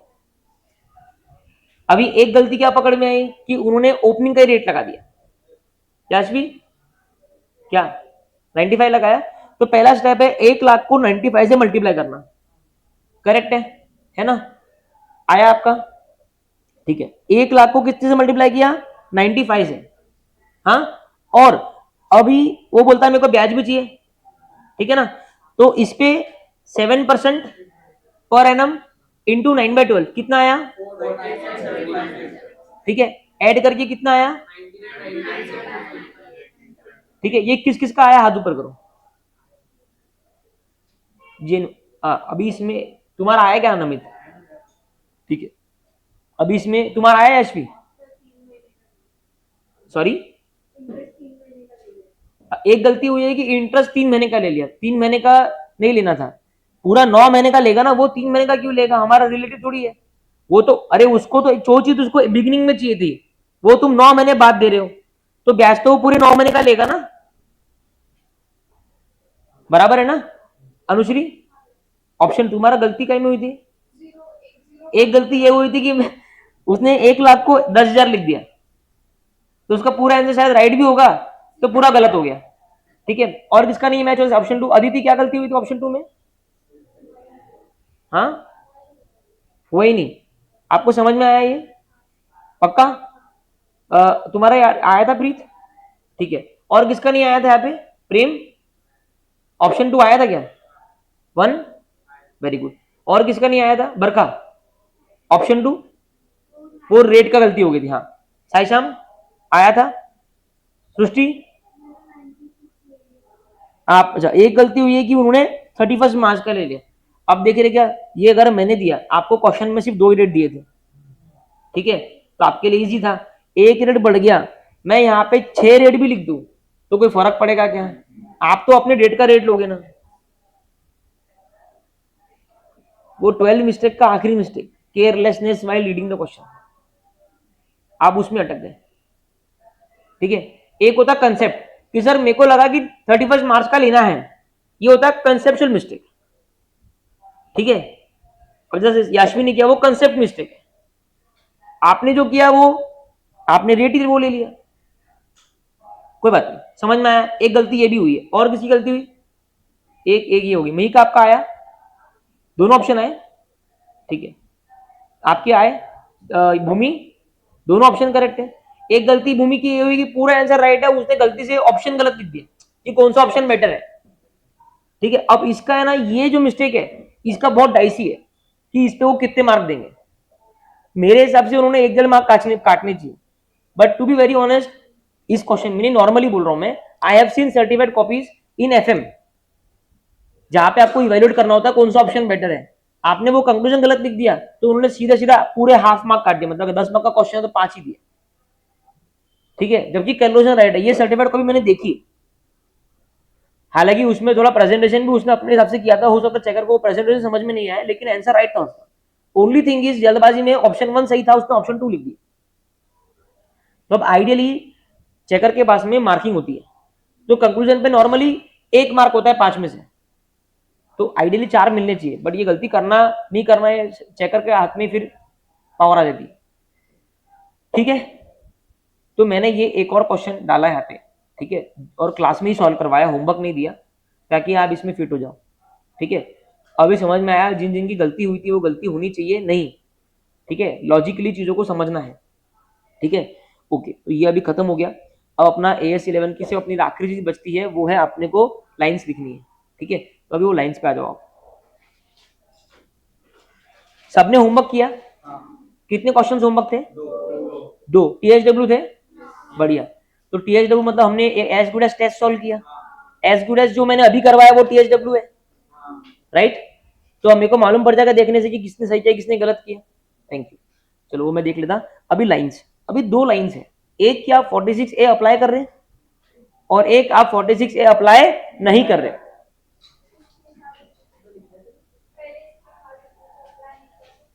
हाँ, क्या लिखवाए थे,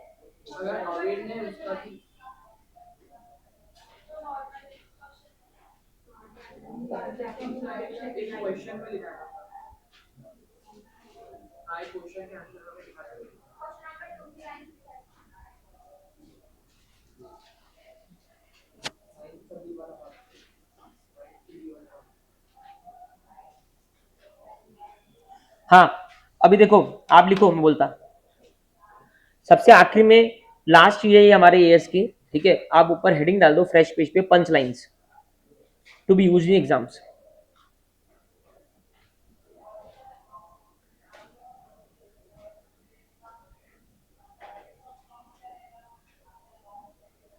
सबसे पहले स्टेप नंबर 1 में लिखो एएस का नाम, और एएस के नाम के पहले लिख दो एज पर पैरा 46 ए, सिर्फ पैरा 46 ए लिख दो आप, सिर्फ para 46 A.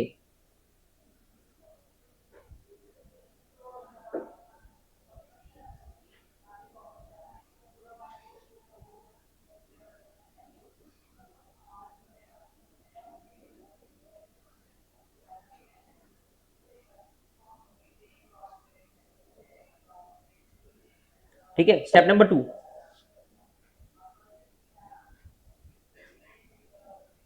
exchange difference on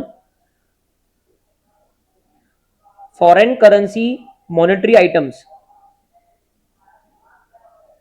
exchange difference on long term foreign currency monetary items, long term foreign currency monetary items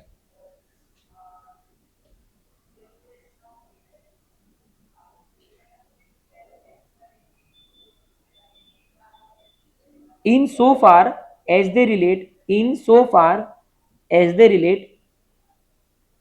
to acquisition of depreciable asset,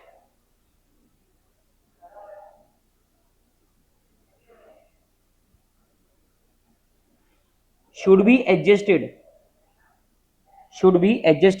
in the cost of the asset।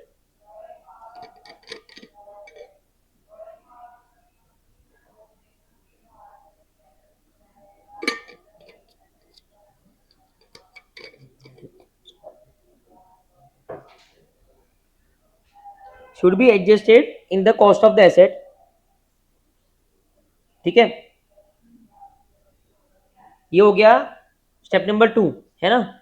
अभी इस यहाँ पे ना आप लिख दो, margin में लिख दो फॉर डेप्रिशिएबल एसेट, है ना, फॉर डेप्रिशिएबल एसेट। फिर उसकी नेक्स्ट लाइन में बीच में लिखो और, बीच में लिखो और, नेक्स्ट लाइन पे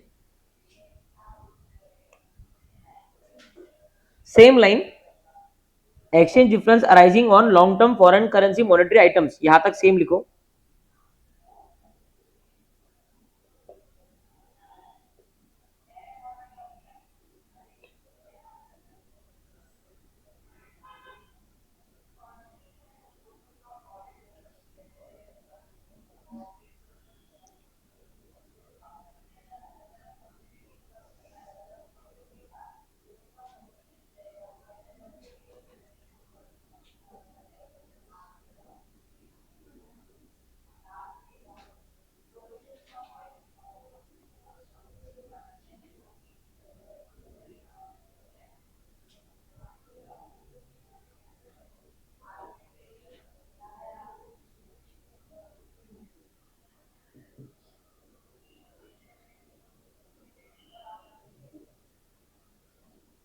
हाँ, लिखा ना, कहां तक आए थे अपन, monetary items should be, sorry can be, should मत लिखो, can be accumulated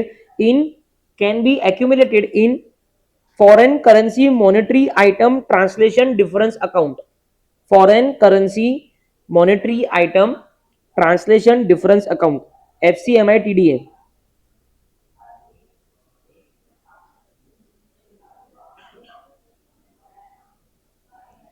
can be accumulated in foreign currency monetary item translation difference account, bracket में FCMITDA account, and amortized over the balance period of liability, and amortized over the balance period of liability।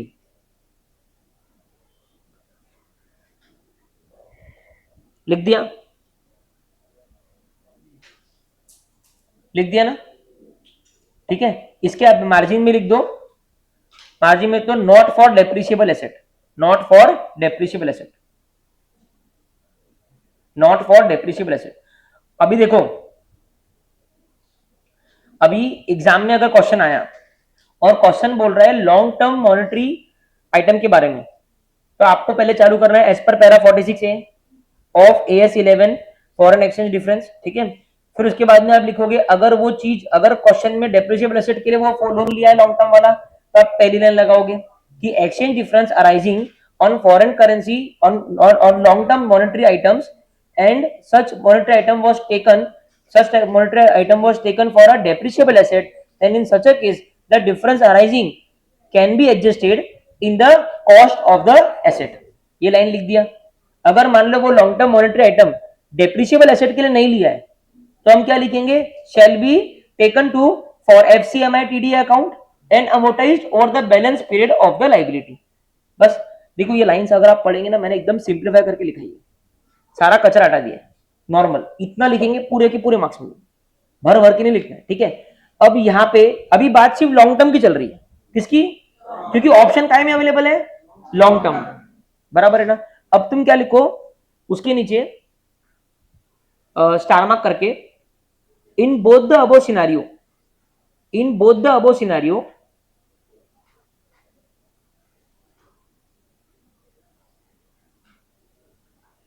I will mention below line,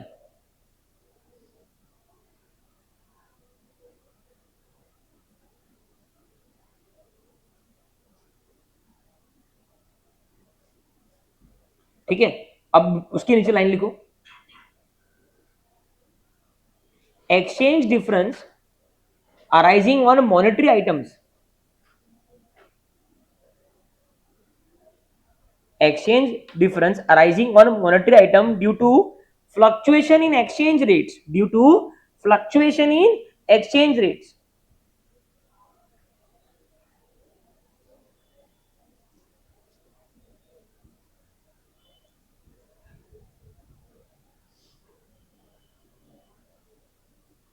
लिखा, due to fluctuation in exchange rates should be charged as an income or expense in the same period, should be charged as an income or expense in the same period,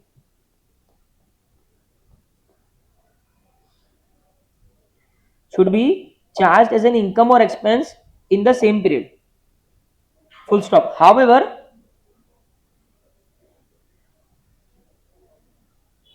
if such monetary item is a long term monetary item,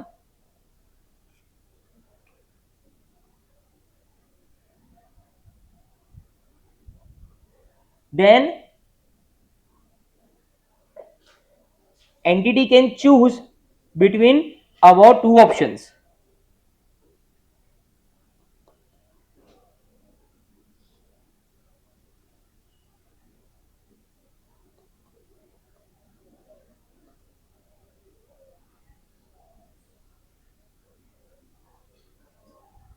between about two items, ठीक है, done है ना। बस ये line है। और अगर मान लो एग्जाम में लॉन्ग टर्म मॉनिटरी का केस ही नहीं है, सिंपल वाला केस है अपना, तो बस ये जो लाइन लिखाई है वही लाइन लिखनी है, ठीक है। इतनी ही थ्योरी लिखनी होती है, ठीक है। अब मैं आपको 5 मिनट का टाइम देता हूं, आप अभी के अभी ये थ्योरी लर्न कर लो, घर का टाइम मत रखो, अभी के अभी थ्योरी लर्न करो अच्छे से।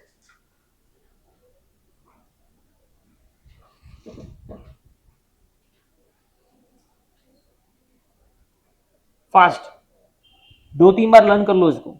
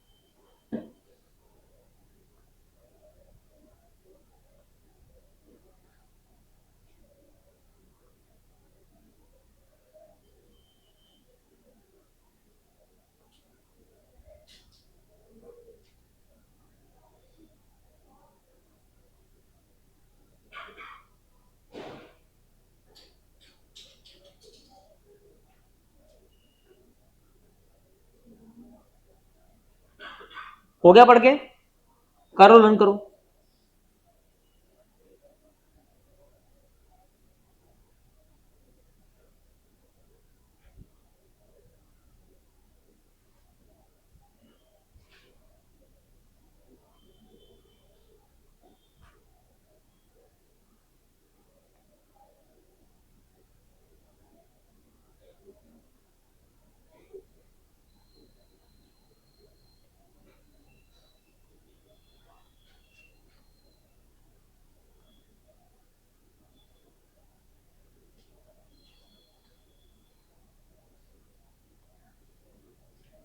पढ़ लिया? हाँ, चलो अभी है ना,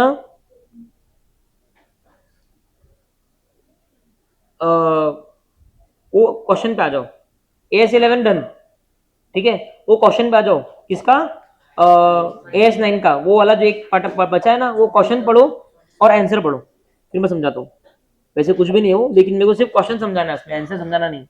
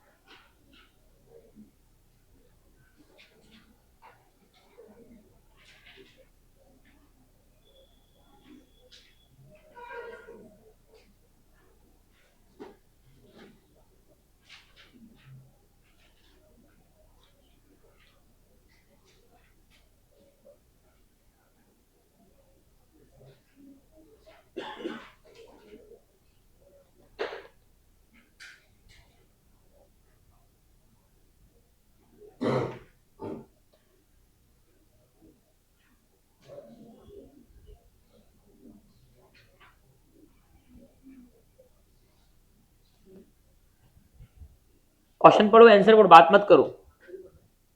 क्वेश्चन भी पढ़ना है, पहले क्वेश्चन को इंटरप्रेट करने की कोशिश करना है और फिर आंसर पे जाना है।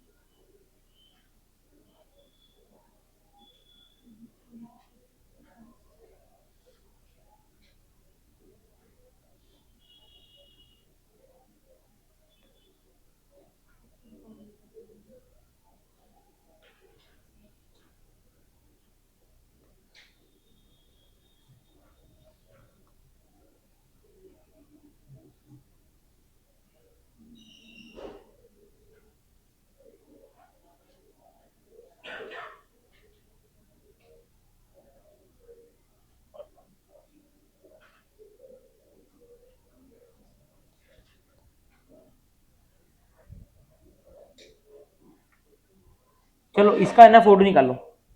ये दो क्वेश्चन आपके होमवर्क है, किसी के भी गलत मत आने देना। Careful reading of question, zero, date, exchange rate, जितनी भी गलतियां हुई है उन सबको ध्यान में रखना। फोटो निकाले सबने? ठीक है, डन। अभी वो क्वेश्चन पढ़ा, ठीक है। आंसर तो सिंपल है कि वो डिस्काउंट रहेगा। क्वेश्चन समझो, क्वेश्चन कुछ भी नहीं है। ए बी ने क्या किया, परचेज किया गुड्स एक्स वाई लिमिटेड से, ठीक है, और क्रेडिट पे किया कि मैं तेरे को देता हूं पैसे, ठीक है। 150 लाख के लिया उसने, कितने के? मतलब 1.5 करोड़ के लिया। एबी का पर्पस था कि मैं एक्सपोर्ट करूंगा, राइट। लेकिन कोई कारणवश यूएस की गाइडलाइन आ गई होंगी और एक्सपोर्ट रुक गया। So the export order of AB was cancelled, US के कारण, ट्रम्प के कारण वो कैंसिल हो गया। तो एबी ने क्या डिसाइड किया कि मैं ये गुड्स को लोकल मार्केट में वो कर दूंगा विद अ प्राइस डिस्काउंट, ठीक है। अब यहाँ पे प्राइस डिस्काउंट लिखा है, that is trade discount, that is available to everybody, ठीक है। कैश डिस्काउंट यूज करा है क्या? नहीं। प्राइस डिस्काउंट मतलब वो बरखा भी ले सकती है, याशवी भी ले सकती है, इशिका भी ले सकती है, कोई भी ले सकता है, तो वो है। एक्सवाई लिमिटेड ने रिक्वेस्ट किया, एक्सवाई लिमिटेड, ये यहाँ पे बच्चे कंफ्यूज होते हैं, XY limited was requested to offer a price discount of 12%, ठीक है। एक्सवाई लिमिटेड को रिक्वेस्ट किया गया है कि हमको 12% का डिस्काउंट दे दो प्लीज, ठीक है। और ये ऑफर एक्सवाई लिमिटेड ने एक्सेप्ट कर लिया, ठीक है। तो chief accountant of XY limited मतलब जिसने क्रेडिट पे दिया था, क्योंकि रेवेन्यू तो उसका है ना, ठीक है। तो इसके अकाउंटेंट ने क्या बोला कि इसको मैं सेल फिगर में से डिस्काउंट को एडजस्ट करके दिखाना चाहता हूं, मतलब 100 का अगर सेल फिगर है तो मैं 10 लेस करके 90 दिखाना चाहता हूं। बताइए ये सही कर रहा है क्या? आंसर है कि सही कर रहा है, क्योंकि ट्रेड डिस्काउंट को आप सेल से लेस कर सकते। खत्म क्वेश्चन, पैसा हजम, बढ़िया, ठीक है। AS9 भी खत्म, AS9 खत्म, AS11 खत्म। अभी मेरे को बताओ AS11 में कैटेगरी मार्क करी थी क्या अपन ने? मैंने क्वेश्चन के सामने लिखवाया था ना, क्या ऐसा कर रहे हो, क्या बात कर रहे हो यार, ऐसे एकदम जोर जोर लिखवाया था ना यार। जो क्वेश्चन नंबर 24 है उसको है ना डबल स्टार में, उसको स्पेशल कैटेगरी डाल दो, एक जो आज करवाया ना 24 नंबर, उसको स्पेशल कैटेगरी डाल दो।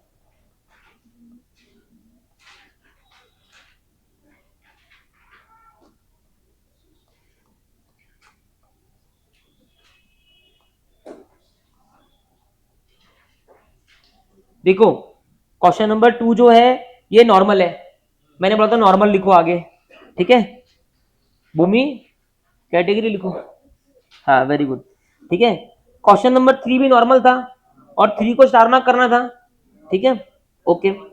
हाँ हटवाया था क्या 3 को? तो 3 को मैं भी हटाया था, नीचे कुछ होगा। ये ना फाइनल समरी है AS11 का, जिसने नहीं लिखा है लिख लो, ठीक है। नॉर्मल है, उसके बाद में 4 नंबर स्टार मार्क लिख दो, ठीक है ना। हाँ नॉन स्पेशल FC वाला केस है ये, फॉरवर्ड कॉन्ट्रैक्ट नॉन स्पेशल, ठीक है। नॉन स्पेकुलेशन, सॉरी अच्छे से लिखना, नॉन स्पेकुलेशन, नॉन स्पेशल मत लिख दो, नॉन स्पेकुलेशन FC, ठीक है। 5 नंबर स्पेकुलेशन FC, 5 नंबर को मैंने स्टार मार्क नहीं कराया था ना, हाँ। 6वां नंबर आप लिख दो थेरी, लिख दो थेरी, पढ़ना है इसको, ठीक है। आप 7 नंबर को डाल दो, आप 7 नंबर को डाल दो ट्रायल बैलेंस और स्टार मार्क, ट्रायल बैलेंस है ना। और 6 नंबर आपकी हो गई थेरी, ठीक है। अभी तो सब ठीक है। उसके बाद में 8 नंबर काट दो, ठीक है। 9 नंबर पे आ जाओ, 9 नंबर को स्टार मार्क डाल दो, ठीक है। और उसके सामने डाल दो 9 नंबर के सामने कैटेगरी डाल दो नॉर्मल, नॉर्मल और पैरा 46 दोनों में आएगा, दोनों कैटेगरी में आएगा। स्टार मार्क कर दिया ना उसको। 10 नंबर तो छोड़ दो, ठीक है, 11 छोड़ दो, 12 के सामने 46A, 12 को स्टार मार्क नहीं कराया मैंने, 12 को स्टार मार्क कर दो। देखो चलो मैं ये कराने के बाद बोलता हूं आपको, ये 13 नंबर सामने तो मैंने लिखवाया था आपको, है ना। 46A वाली कैटेगरी में स्टार मार्क है। 14 नंबर भी मैंने स्टार मार्क बोला था, स्टार मार्क लिख दो। ये कौन सी कैटेगरी है? हाँ तो कौन सी है ये? नॉर्मल है नहीं शायद, हाँ तो नॉर्मल लिख दो उसके सामने, ठीक है। 1546 से स्टार मार्क डालो इसको भी, ठीक है। 16 नंबर थेरी, 16 नंबर को भी थेरी पे डाल दो आप, और 16 नंबर में स्टार मार्क डाल दो प्लीज। क्या है वो थेरी पढ़ने में आ जाएगी, अगर एग्जाम में प्रैक्टिकल की जगह पे थेरी आ गई तो ये थेरी आ सकती है। 17 नंबर AS16 में करना है, 18 नंबर काट देना है, 19 नंबर को स्टार मार्क करना है। ये कौन सी कैटेगरी है? नॉर्मली है ये, हाँ नॉर्मल में स्टार मार्क लिखो चलो,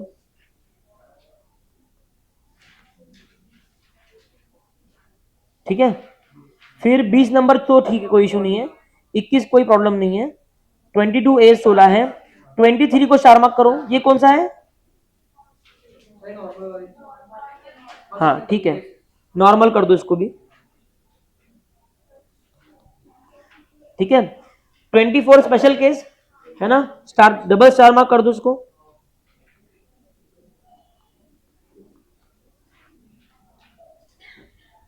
25 में ये स्टार मार्क इसलिए था क्योंकि एक ही क्वेश्चन में दो चीजें कवर हो रही थी, ठीक है। इसको स्टार मार्क करो, इसको भी स्पेशल डाल दो, स्पेशल वाली कैटेगरी में डाल दो।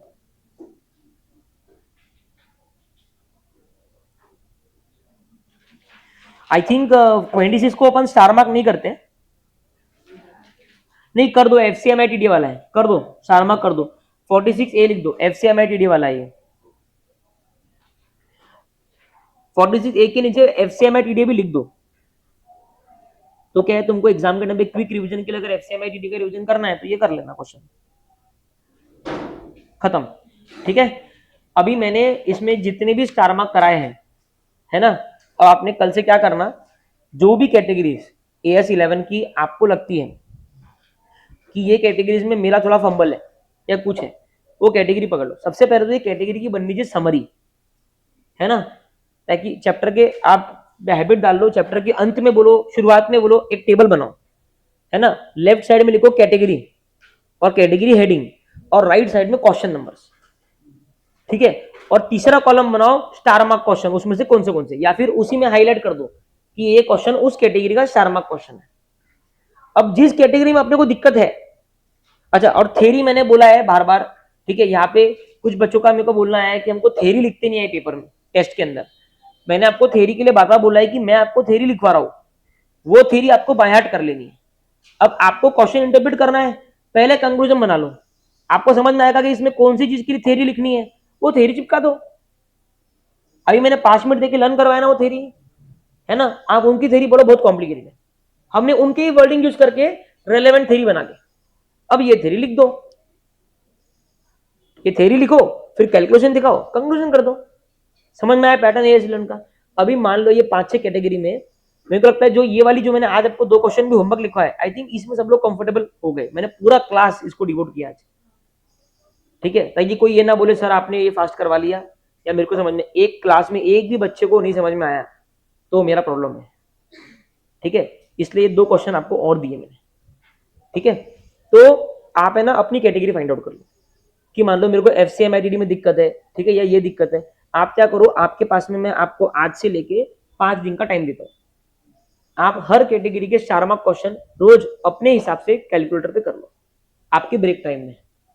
तो आप खुद बोलोगे सर 4-5 दिन में मेरा AS11 का एक और रिवीजन हो गया, है ना। तो कभी भी टेस्ट शेड्यूल होता है तो आपको ये ना बोलना पड़े सर मैं रेडी नहीं हूँ या मेरे को टाइम चाहिए, जनवरी वाले स्पेसिफिकली, ठीक है। तो आप लोग रोज समझो 12 4 मार्क क्वेश्चन है ना, 5 दिन में 2-2 3 क्वेश्चन करके आपका रिवीजन हो जाएगा। सबको टेंशन क्यों मैं इतना बार बार रिपीटेडली बोल रहा हूँ टाइम लेके, क्योंकि अगला जो आने वाला बंदा है, ठीक है, वो बंदा ही है AS नंबर 15, ठीक है। अभी चलो टाइम तो हो ही गया है, क्या ही चालू करेंगे। AS नंबर 15 आज आपको बता ही देता हूं मैं, AS number 15, AS number 19, AS number 22, ठीक है, और AS नंबर किसी किसी के लिए 16, ठीक है। ये 4, लेकिन मैं 16 को नहीं गिनूंगा उसमें, ठीक है, मैं 16 को नहीं गिनूंगा क्योंकि 16 इज तो भी मैनेजेबल है, कोई प्रॉब्लम नहीं है, ठीक है। ये 4 पकड़ो, AS 15, 16, 19 और 22, ठीक है, ये अपने फ्रेंड्स नहीं, ठीक है, अपने को इनसे कोई ज्यादा लगाव नहीं है ना। प्रॉब्लम क्या है, ये ICAI के फ्रेंड्स है। आप पिछले 5-6 पेपर उठा के देखोगे तो जो 4 क्वेश्चन आते हैं ना, क्वेश्चन नंबर 1 कंपलसरी में चारों AS के होते हैं नॉर्मली, उनने अभी मई में पैटर्न थोड़ा चेंज किया था, लेकिन नॉर्मली चारों पांचों AS के होते हैं, ठीक है। उनमें से 2 क्वेश्चन एटलीस्ट इन चारों में से रहेंगे, 2 question, hence we will not leave it. तो मैं ये बच्चों को बोलता हूँ स्मार्टली कि कुछ कैटेगरीज उसमें रहेगी जो अपन छोड़ सकते, अगर आपको नहीं जमनी तो। सर हमको जमेगी कि नहीं जमेगी, मेरे हिसाब से उसमें ऐसा कुछ भी नहीं है कि आपको जमेगा नहीं, वो टफ इसके लिए नहीं है कि वो कॉम्प्लिकेटेड है, वो टफ इसके लिए है क्योंकि उसमें बहुत सारी चीजें हैं। अभी AS11 में क्या है, 46A लगेगा या नहीं लगेगा, बात खत्म। आज का भी जो क्वेश्चन करा है मेरे यहाँ तो छटाक भरा क्वेश्चन है, इतना टाइम देने लायक क्वेश्चन ही नहीं है, लेकिन जैसे मैंने बोला अगर एक दो की भी गलती हो रही है तो मेरे को करवाना है, राइट। लेकिन जिन जिनकी भी आज गलती हुई थी, ये बात समझ लो कि ये आने वाले जो एएस है, ये 4 एएस जो आपने आज किए है उससे कई ज्यादा बड़े और कॉम्प्लिकेटेड आपको लग सकते हैं। इसके लिए जब कंसेप्ट पढ़ाया जाएगा, एएस 15, एएस 19, मेरे को किसमें कौन सी ऐसा प्रॉब्लम थी मैं बताऊंगा नहीं, ठीक है, नहीं तो आप मेरे लिए एक ओपिनियन बना लोगे, ठीक है, मेरे पढ़ाई के टाइम पे। लेकिन जो इनमें से 2 से 3 एएस है जो मेरे पूरे 28-29 एएस में, फॉर दैट मैटर एएस 5 से भी ज्यादा स्ट्रॉन्ग थी, क्योंकि वहां पे मेरे को कुछ थ्योरी लिखनी नहीं है, इट्स ऑल अबाउट कंसेप्ट, दिमाग। तो जब मैं कल से पढ़ाऊंगा, ठीक है, तो 1 घंटा पहले सो के आना, ताकि आप यहां ना सो, आपके कंसेप्ट के ऊपर आपका इतना फोकस रहना चाहिए जिसकी हद नहीं। अगर आपको कंसेप्ट समझ में आ गया एएस 15 का, तो आपको क्वेश्चन में कोई दिक्कत नहीं होगी।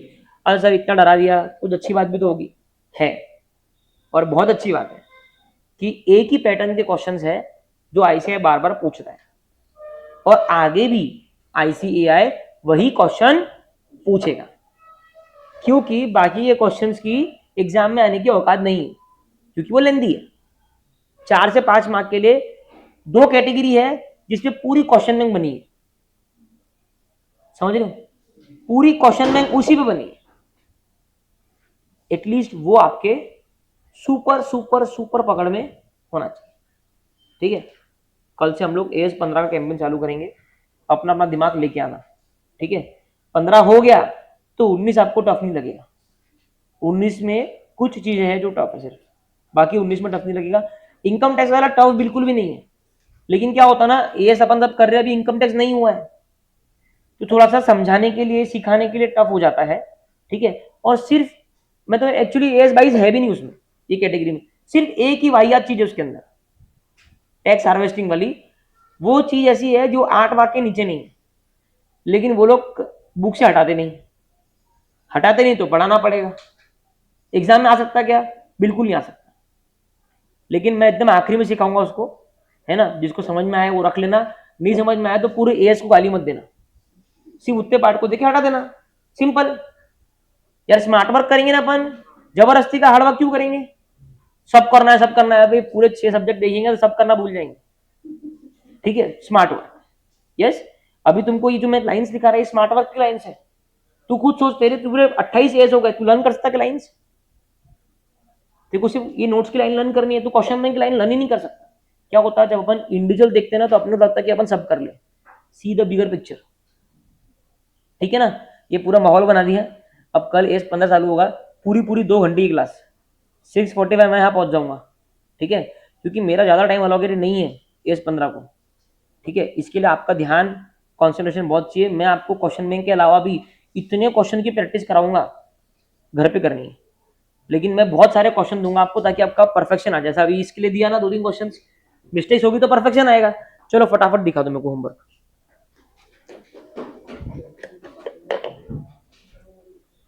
अच्छा आप लोगों को याद है क्या वो